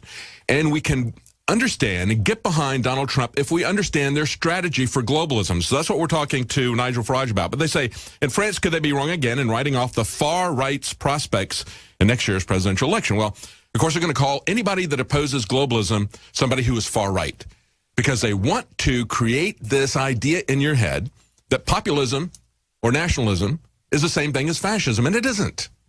Okay? Nationalism was a tactic of Adolf Hitler. But so was internationalism a tactic of Joseph Stalin. Both of these guys were headed in the same direction. It's just that Adolf Hitler said he thought that Joseph Stalin went for the entire thing all at once, and that was a strategic error, he thought. He said, no, we're going to work with the corporations. That's economic fascism. Hitler said, we're going to work with the German corporations to make us stronger for conquest, and then eventually I will take over from those few people, the oligarchy that I created out of that system, whereas Stalin just went in and took state ownership of everything. That, by the way, is the difference between Hillary and Obama. It's the difference between Hillary and Stalin, okay? Like Stalin, Hillary Clinton 25 years ago wanted to take over all of healthcare all at once. And so you had all the Democrats criticizing her earlier this year, saying she doesn't understand the importance of incrementalism, like Hitler did, like Obama did. So what they did was they put in Obamacare, and we now see from the released emails that she knows that it's going to fail. She wants it to fail so she can get to a single-payer system, and guess who's going to control that? She will. She'll control that for you. But I want to play this clip now of Nigel Farage because he talks precisely about what is now going on in a state investigation of fraud in Tarrant County, Texas. And this is a tactic that is used throughout the country, folks. This isn't just a local story. This is the tactic that they use. We have to understand their tactics so we can fight them. Here's what Nigel Farage said in the interview. The real problem here is electronic voting, because the Russians or anybody can take over the machines, right? It can be done by a corrupt party organization. Do you have this problem in the UK, or do you have more of a paper-based trail that is auditable? Ours is more of a paper-based system. However, ours has been very debased by a man called Tony Blair. For those that don't know him, he's like the British Clinton, really. You know, he was around at the same time and thought the same. What Blair did was a massive extension of postal voting. Now, so the way that happens is, you know, the postie delivers your vote, and it comes through your door, and, you know, 10 minutes later, a nice big fella working for one of the trade unions says, "Oh, hello, Mrs. Smith. Good morning. I've come to collect your vote." "Oh, you haven't filled it in yet." "Oh, well, I can help you with that." And that is happening hugely across the United Kingdom. We've also seen within some of our religious minorities just fraud on a third world scale. So there you go. There's fraud on a third world scale. Postal voting, he says, what we call mail-in ballots here. And the fact that they would deliver it and then the union boss would know when that's going to be delivered, or if you've got a religious minority that would come around and do the same sort of thing to influence you to do this. Or they could be a little bit more direct about it, as people are concerned is happening here in Texas. We have a state investigation that is alleging voter fraud in Tarrant County. And I'll tell you a little bit about the details of this, but this is an article here that was linked from the Drudge Report yesterday. Now, some of the people who are fighting this in Tarrant County are offering a $5,000 reward for whistleblowers to look at what happened with the primaries as well as what may happen in this general election. And they point out that, there is a reason to have mail-in ballots. Understand, we have people who are sick, who are incapacitated, but we have to be aware of how the system can be abused. They say, of course, this is geared for people in the military as well, who are abroad. Yes, there needs to be a process for that. And, of course, they have played with that as well, in many cases, delaying them or losing their ballots. But they talk about how, in this article, they said they allow people to vote from their homes without any ID verification or any identity. Now, think about this for a moment. Think about all the different ways that you can defraud the system. And we have to understand the different categories of this so that we can talk intelligently about it. You got voter fraud. So in other words, is this a legitimate voter? We used to hear all the time in South Africa, one man, one vote, right? Well, let's talk about it. One citizen, one vote. So the first thing the Democrats want to do is we're told all the time, they want to bring in illegal immigrants to do the jobs that Americans won't do. Well, one of the jobs that Americans won't do is elect Democrats in sufficient number. We don't want them, so they bring in people from out of the country, in many cases illegals, are trying in many democratically controlled jurisdictions to allow people who are not citizens to vote in our election. So the first fraud is voter fraud, where you have people who are not citizens, who are not qualified to vote, voting. And that takes place in a number of ways. We've seen with Project Veritas. They're saying, well, if I've got a Republican ballot here, somebody registered as a Republican, I'm just going to throw it away. We've seen them admitting to that. It's also the kind of fraud where they're doing it by saying we're just going to give them ID so that they can vote. But then it's also the type of thing, voter fraud is having dead people vote. They get the registration rolls. As I pointed out in North Carolina, a friend of my brother-in-law's goes to vote in the 2012 elections, and they tell him he's already voted. And he says, no, I haven't. Because they have a very long, had the longest period in North Carolina of any state to begin the election process. So somebody had already voted for him. They said, yeah, you and somebody else at your address, because you just go in and give them a name and an address, and they let you vote. And he said, who is that? And they told him, and he says, that's my mother. She's dead. So his dead mother, and he had already voted when he went to the polls to vote. So that's voter fraud, posing as somebody else to vote and using it over that long period of time. And then there's this kind of voter fraud, the mail-in voter fraud. But understand there's also then election fraud. Now, election fraud is going to be where they miscount the votes at the precinct level, or they hack the machine, as the government is talking about now. They're saying, oh, we are worried about Russians hacking our electronic voting machines. Well, there's an easy solution to that. Get rid of the electronic voting machines. So that's one of the things if we get Donald Trump elected, one of the first things that we need to do is start reforming this crooked, corrupt system. The Republicans and Democrats want a system that they can rig. Okay, the same way that they have gerrymandering, okay? They want to be able to rig the ballot process. And one of the ways that you do that is to rig the way the votes are cast at the very beginning, or you can rig the way the votes are counted and tabulated and transmitted, okay? Not having proper custody of that. The other thing you can do is you can rig it so that we can't audit it. They can say, we're not going to do exit polls, as they did in Brazil. They moved to electronic voting. Then they said, we're not going to do exit polls. And then all of a sudden, the woman who was running, who just got thrown out by impeachment, she was behind 10 points in the poll. All of a sudden, she wins the next day. And the one organization that does exit polling, and we have the same thing here in the United States, one organization that does all the exit polling, and they just don't do it. And see, here in the United States, they don't typically report it because it might make them look bad. They give us crosstabs by demographics. They say, well, women voted for this candidate and men voted for this candidate and this income level voted for that candidate. But they don't tell us what the totals were at the places where they took the exit polls, because they don't want us cross-checking the totals against the totals that they reported to us. So we've got a lot of different ways that you can defraud the election. Of course, Donald Trump says one of the ways is to have a crooked media that is covering and lying for the candidate. But getting back to this situation of the mail-in ballots, because this is one of their tactics, they point out that what has to happen with this is that they send these out, and they actually call it vote harvesting. They say it's a form of voting largely unwatched, and they say we're getting defeat handed to us in the mail-in ballots, and we aren't even paying attention to it. Say the election is in the mail, not the check. They don't want to check on the elections. You're supposed to sign these ballots and then sign the envelope, and you also send them a request to get it, and yet they looked, when they audited this from the primary, they saw that the signatures didn't match in any of these ways. That's the way they rig it. Get the ballot, fill it out, and then send it in somebody else's name. Stay with us. We'll be right back. Welcome back to the Alex Jones Show. I'm David Knight. As I point out, we're going to be playing the Nigel Farage interview in full beginning in the next segment. Before we get back to the news, I want to remind you that we have our last run ever of Hillary for Prison T-shirts. Get yours before we stop selling. This is our final inventory. We're putting these out at cost. It's your last chance to get these collector items. When we were there in Vegas, somebody went around and put Hillary for Prison bumper stickers on the orange, a lot of the orange traffic cones that were out there. We took a picture of one of those and actually used it as a thumbnail in one of the reports. Whoever did that, great job. We didn't do it. We got too much to do to be putting bumper stickers on things, but it's everywhere.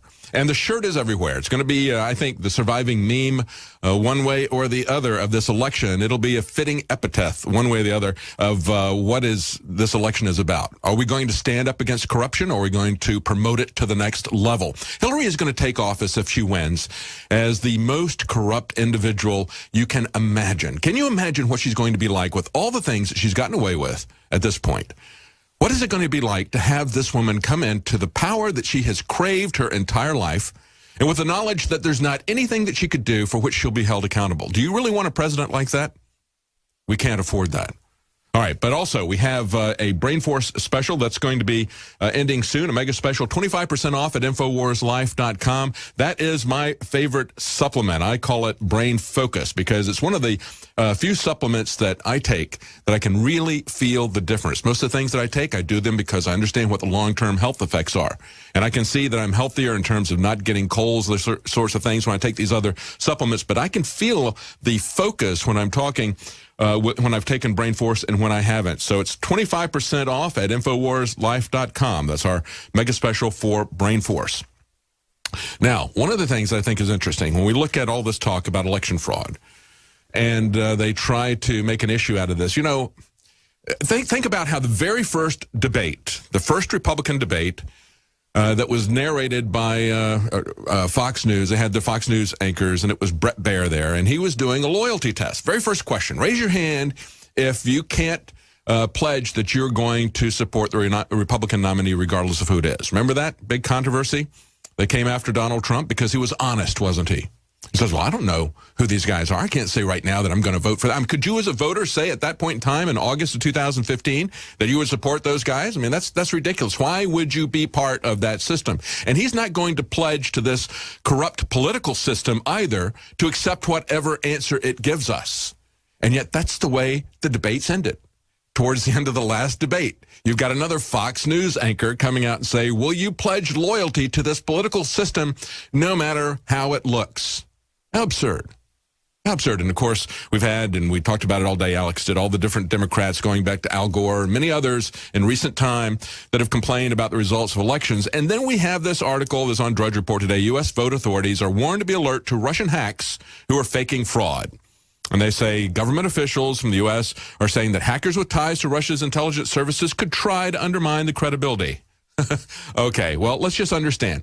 They say these officials who spoke on condition of anonymity said that they didn't think that would be able to happen, though, because the U.S. system is so large, so diffuse, that's their term, and antiquated that hackers would not be able to change the outcome of the November 8th election. Let's unpack that a little bit for you. It's diffuse, okay? It's diverse, in other words. Well, that means that we have no central control as they're trying to make this case for right now. Okay, we've got people in Homeland Security and others saying, let the federal government run all the elections. No, we don't want to have that happen. We don't want to have that happen. We want a diverse system. The next thing they say, well, it's antiquated. What does that mean? Well, it means if you got paper ballots, they can't hack it, can they? That's what we need to go back to.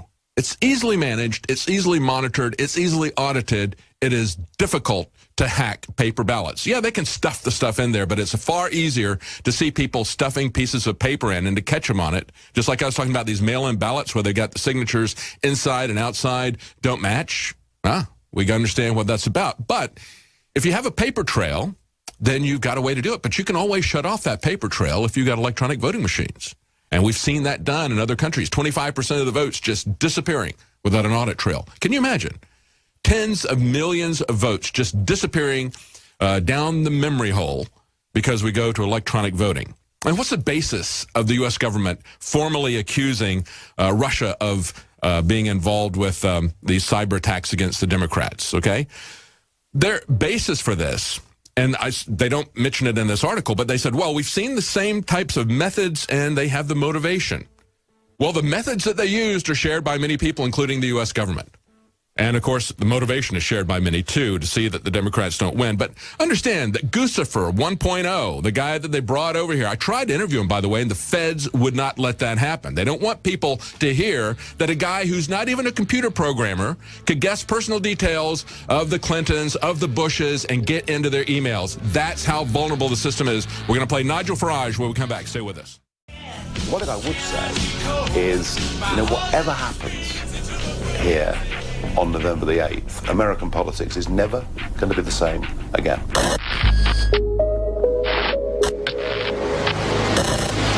Thank you for joining us, Mr. Farage. Now, Americans have seen a lot of clips. We know what an effective speaker you are. We know what a fearless speaker you are, going right to the seat of power and taking them on, speaking truth to them. I want to ask you what Donald Trump needs to do in this final debate tonight. But before we do, real quickly, we've seen a lot of revelations from Hillary Clinton talking to various people, the real Hillary Clinton. One of the things she tells the bankers is that she dreams of a hemispheric common market with no borders and with hemispheric control of our economy. That's what she's dreaming of. That's our nightmare. How is her dream of a hemispheric union like the European Union that you have warned people about?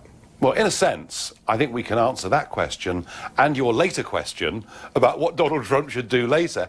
We'll do it all at once, because I think, actually, WikiLeaks telling us what she was saying, being paid a fortune to speak to Wall Street investment banks and companies, I think what she said there was the truth. She was vehemently opposed, as was Obama, to Britain voting for Brexit. And in many ways, Brexit wasn't just about the United Kingdom and our relationship with the European Union. It was about the whole of our Western world, of our democratic systems, of whether we're to be independent, sovereign nation states that vote for our own governments, make our own laws, control our own borders, or whether we're to throw all of that away for some sort of higher order. Now, I've spent a quarter of a century fighting the European Union.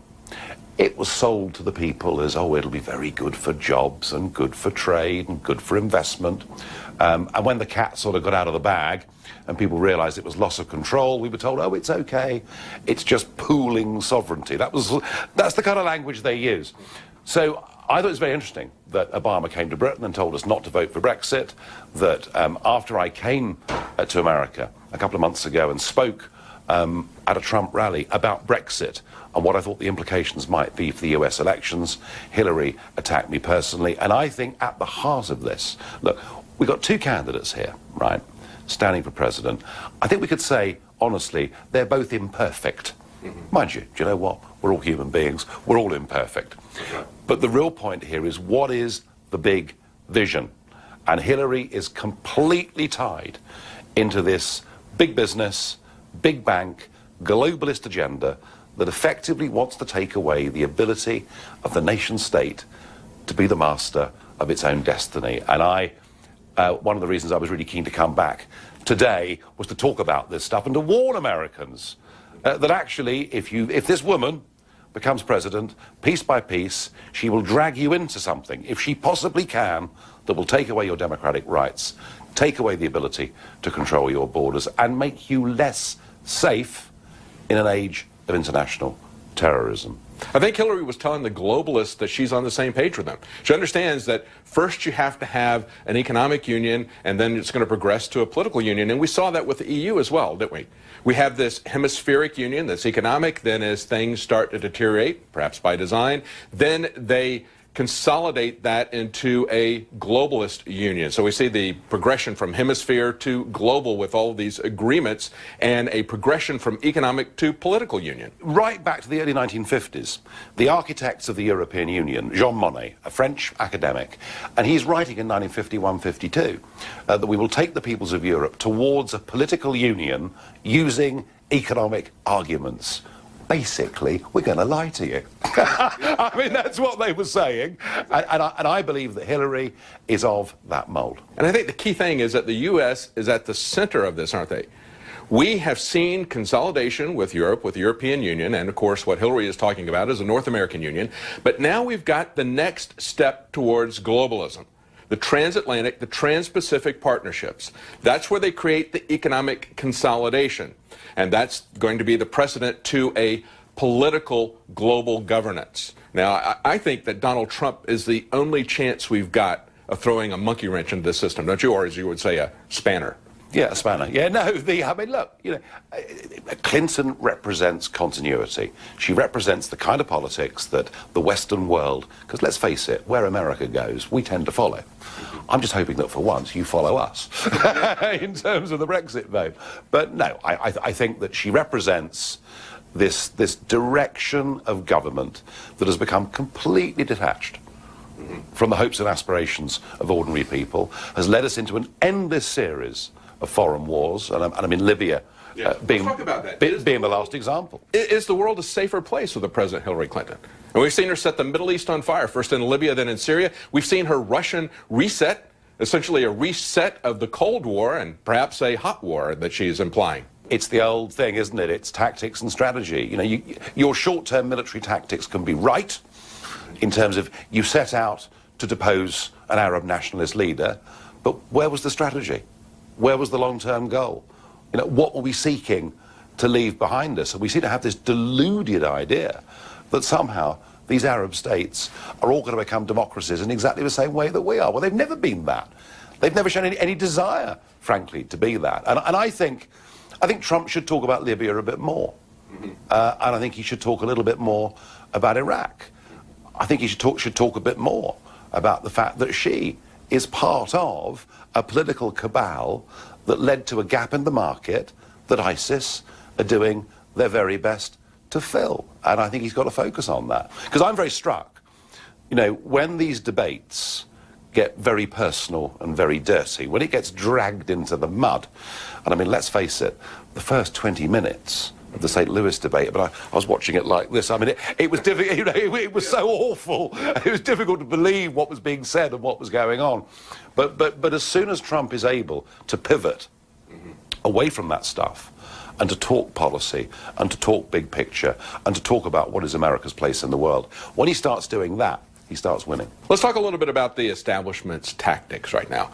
They're telling us that he doesn't have a chance. Trump doesn't have a chance based on what they tell us the polls are saying. But they told you the same thing in Brexit up to the day of the election, didn't they? Well, in fact, there was an opinion poll that came out at 10:30 on the morning of the Brexit referendum that put the Remain camp 10 points in the lead. The day of. The day of. Day of. Yep, Amazing. 10 points in the lead. So, you know, we were all told you haven't got a chance. And, of course, part of that is to demotivate the voters that think, hey, do you know what? We haven't voted for 20 years, but maybe if we go down to the polling station today, we can change something. So there is a bit of an attempt here to sow defeatism.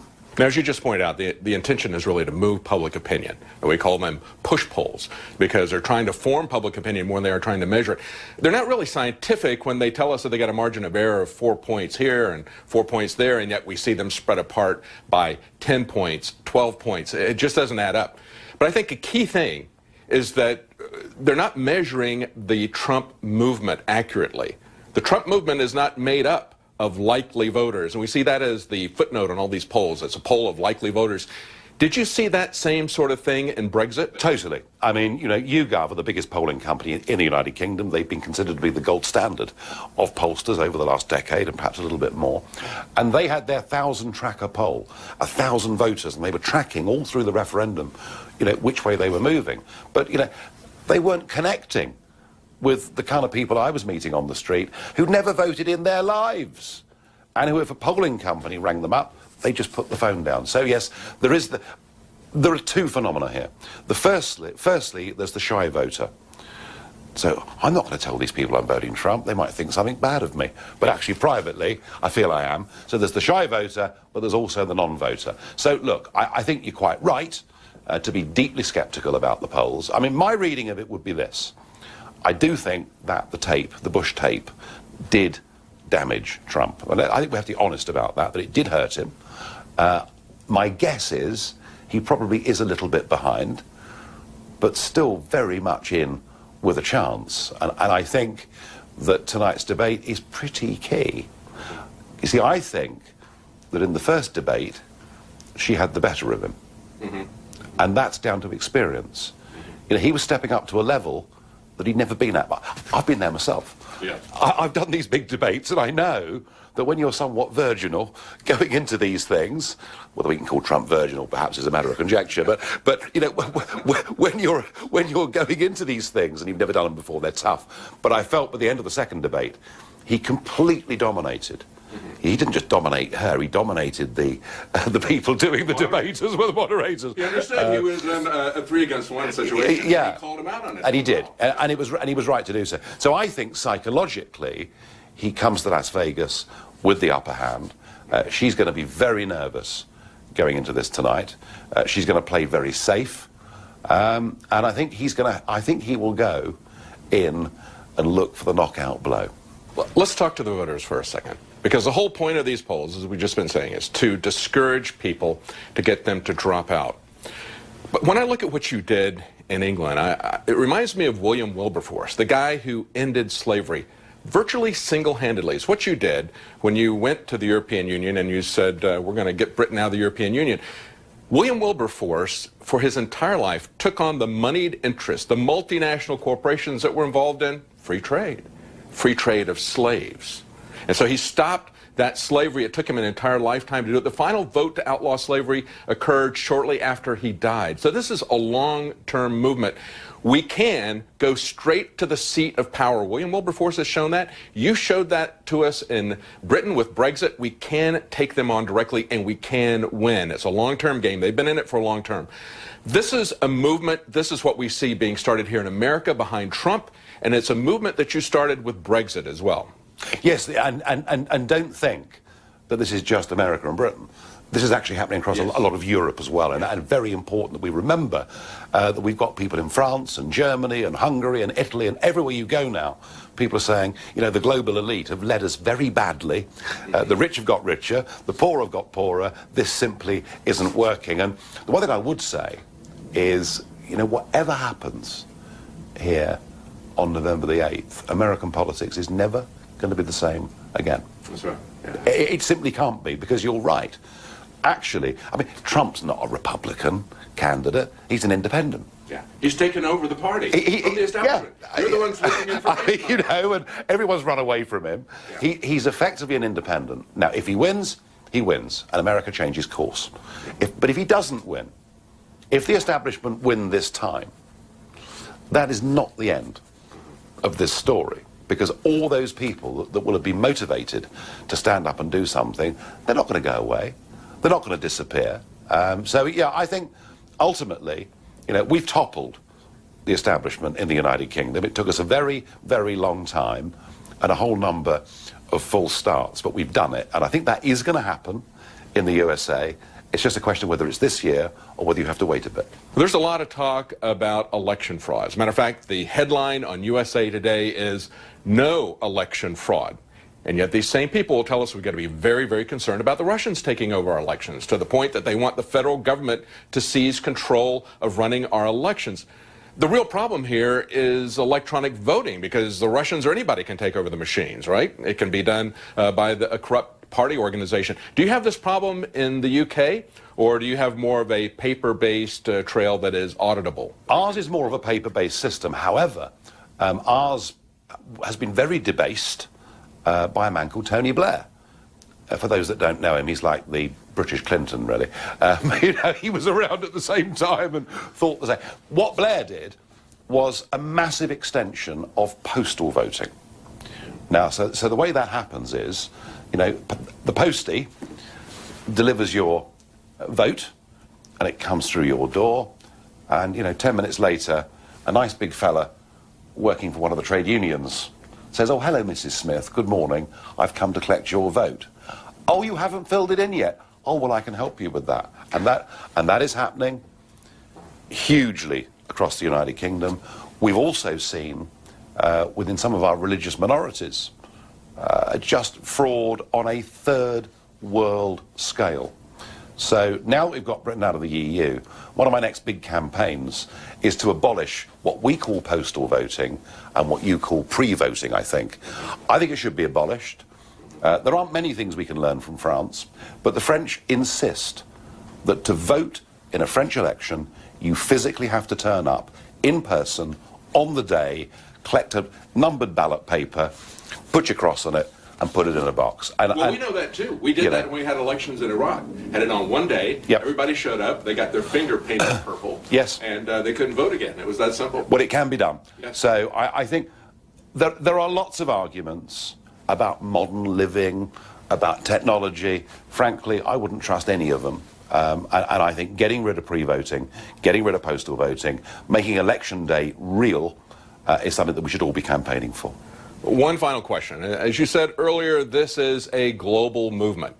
And one of the things that the globalists have done is to tell people that they need to think globally, act locally. I think we need to understand globalism, and we need to act locally. And as you pointed out, this is not just a problem for the UK or for Britain. It's something that all countries are being forced to look at.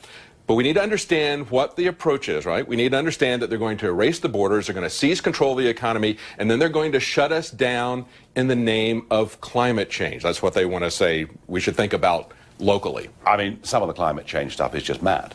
I mean, here we are effectively wrecking our manufacturing industries when we know that India and China are not going to do any of it. It doesn't matter what they say in the Paris Accords, they ain't going to do it. So we are effectively inflicting, you know, wounds on ourselves with this. So yes, that obviously needs rethinking. But I think I think economically, I think the absolute key to all of this is, do you know the Goldman Sachs is in the case of Europe, the Siemens Engineering in Germany? They love the EU model. All right, we're coming up to a break. We're going to finish the rest of this interview when we come back from the break. Again, that's Nigel Farage that you're listening to. I talked to him in Las Vegas, the man who is behind Brexit, pointing out that what we see now is a global movement in all these different countries, a movement for independence from this global corporatism that we see over and over again. And of course, it was Nigel Farage who went to the EU, and as they had deposed the democratically elected government there that replaced the president with a Goldman Sachs banker. You know, the same people that Hillary Clinton makes so much money speaking to in private, and now we see what she's telling them, that her dream is of a hemispheric common market here in the United States, and then goes on to define the North American Union. When that happened, he went to the EU and he said, "Who are you to depose a democratically elected representative here in the very country, Greece, where democracy first began?" That's what we're seeing, folks. Are we going to fight this? We have to understand what their long-term goals are, and we understand that right here in America, the tactic to defeat them is to vote for Trump. Stay with us. We'll be right back with the rest of that interview with Nigel Farage. Welcome back to the Alex Jones Show. I'm David Knight, and we've been playing the interview with Nigel Farage, the full interview. We had the partial interview where he was talking about what was coming up that night on the debate, and this was in Las Vegas. But take a look at this full interview, because Nigel Farage breaks down the fact that this is a global movement. He talks about the strategy, the long-term strategy of the globalists that Hillary certainly understands, and she repeated that to them, so they know that she's on the same page to them, talking about hemispheric unions that are the stepping stone to a global union. But he also talks about the tactics that they're using in terms of the media establishment, the polling, that sort of thing. It's a great interview. We're going to continue that, play the rest of it. You can find it on Alex Jones's channel. It's Emergency. The man behind Brexit issues a warning for America. We're going to go back to that in just a moment. Before we do, real quickly, I want to let you know that we now have Living Defense back in stock. It's been sold out for weeks, but it's now back in stock at InfoWarsLife.com. We also have a special on BrainForce, however, that is about to run out. That's 25% off BrainForce at InfoWarsLife.com. That'll be ending very soon. And, of course, also, we're going to be ending the Hillary for Prison T-shirt. This is our final inventory that we have of these T-shirts. We're selling them at cost. They're going to be discontinued after the election, and I think it truly has become the icon of this election, and rightfully so, because this election, fundamentally, folks, is about the corruption that Hillary Clinton is the very embodiment of. The fact that she can break the law with multiple felony violations, and the head of the FBI, not the whole FBI, but the head of the FBI, who has been in her pocket for years, even doing her taxes at the law firm where Loretta Lynch and James Comey used to be partners. They did her taxes for a long time, and then of course he was on the board of HSBC at the time they were laundering money for El Chapo and the Sinaloa drug cartel. They've been convicted 2 times, but they don't go to prison because then his other partner in crime, Loretta Lynch, lets them go. They're too big to jail. Not only too big to fail, but too big to jail. So that's the corporation. The corruption, it's not a corporation, but I guess you could call it Clinton Inc. You know, this massive RICO organization that we are fighting now. And so I think the Hillary for President is the perfect way to remember this election. Your souvenir, you can get these. It's our final inventory. They're going to be out pretty soon. Let's go ahead and finish the rest of this interview with Nigel Farage, the man behind Brexit, warning America what's coming. We are not living in capitalism. We are living in an age of global corporatism. It is an entirely different thing. And what I want to see a situation, and certainly Ronnie Reagan in this country would have been advocating this if he was alive today. I want to see a situation where actually we remove those barriers, we remove excessive legislation that we place on small and medium-sized businesses. You know, the pharmaceutical industry perhaps is one of the best examples in Europe of a rule book that's being created where it's virtually impossible for any small entrepreneur to come into the market and get themselves established. So it's carved up by a few big companies, and you know what? Because of that, the consumer effectively pays more. Healthcare becomes more expensive because we've allowed the giant firms to take them. And that's one little example for you. So I think they create the regulations to keep their competition out. They saw off the bottom rungs. Absolutely, and it's happening across a whole range of industries. And I think, and we've seen a little bit of it once or twice. Trump has mentioned some of this stuff, but I think we need to sort of start getting the ghosts of Thatcher and Reagan going on the small man and small woman who want to take risk, set up their own little businesses, and who ultimately create real wealth within the economy and create real jobs. And that is the opportunity that we now have. We voted for Brexit. Yeah, sure. Okay, we're going to stop it right there. Of course, that's Nigel Farage. You can see the rest of that interview at Alex Jones's YouTube channel. You know, when he talks about how they cut off everything for the small guy, it's even mid-sized regional banks that they do that with the Dodd-Frank. Destroy their competition for the biggest banks. Join us tonight on the InfoWars Nightly News. And again, if you want to get a link to that video, you can go to my Twitter account at Libertarian.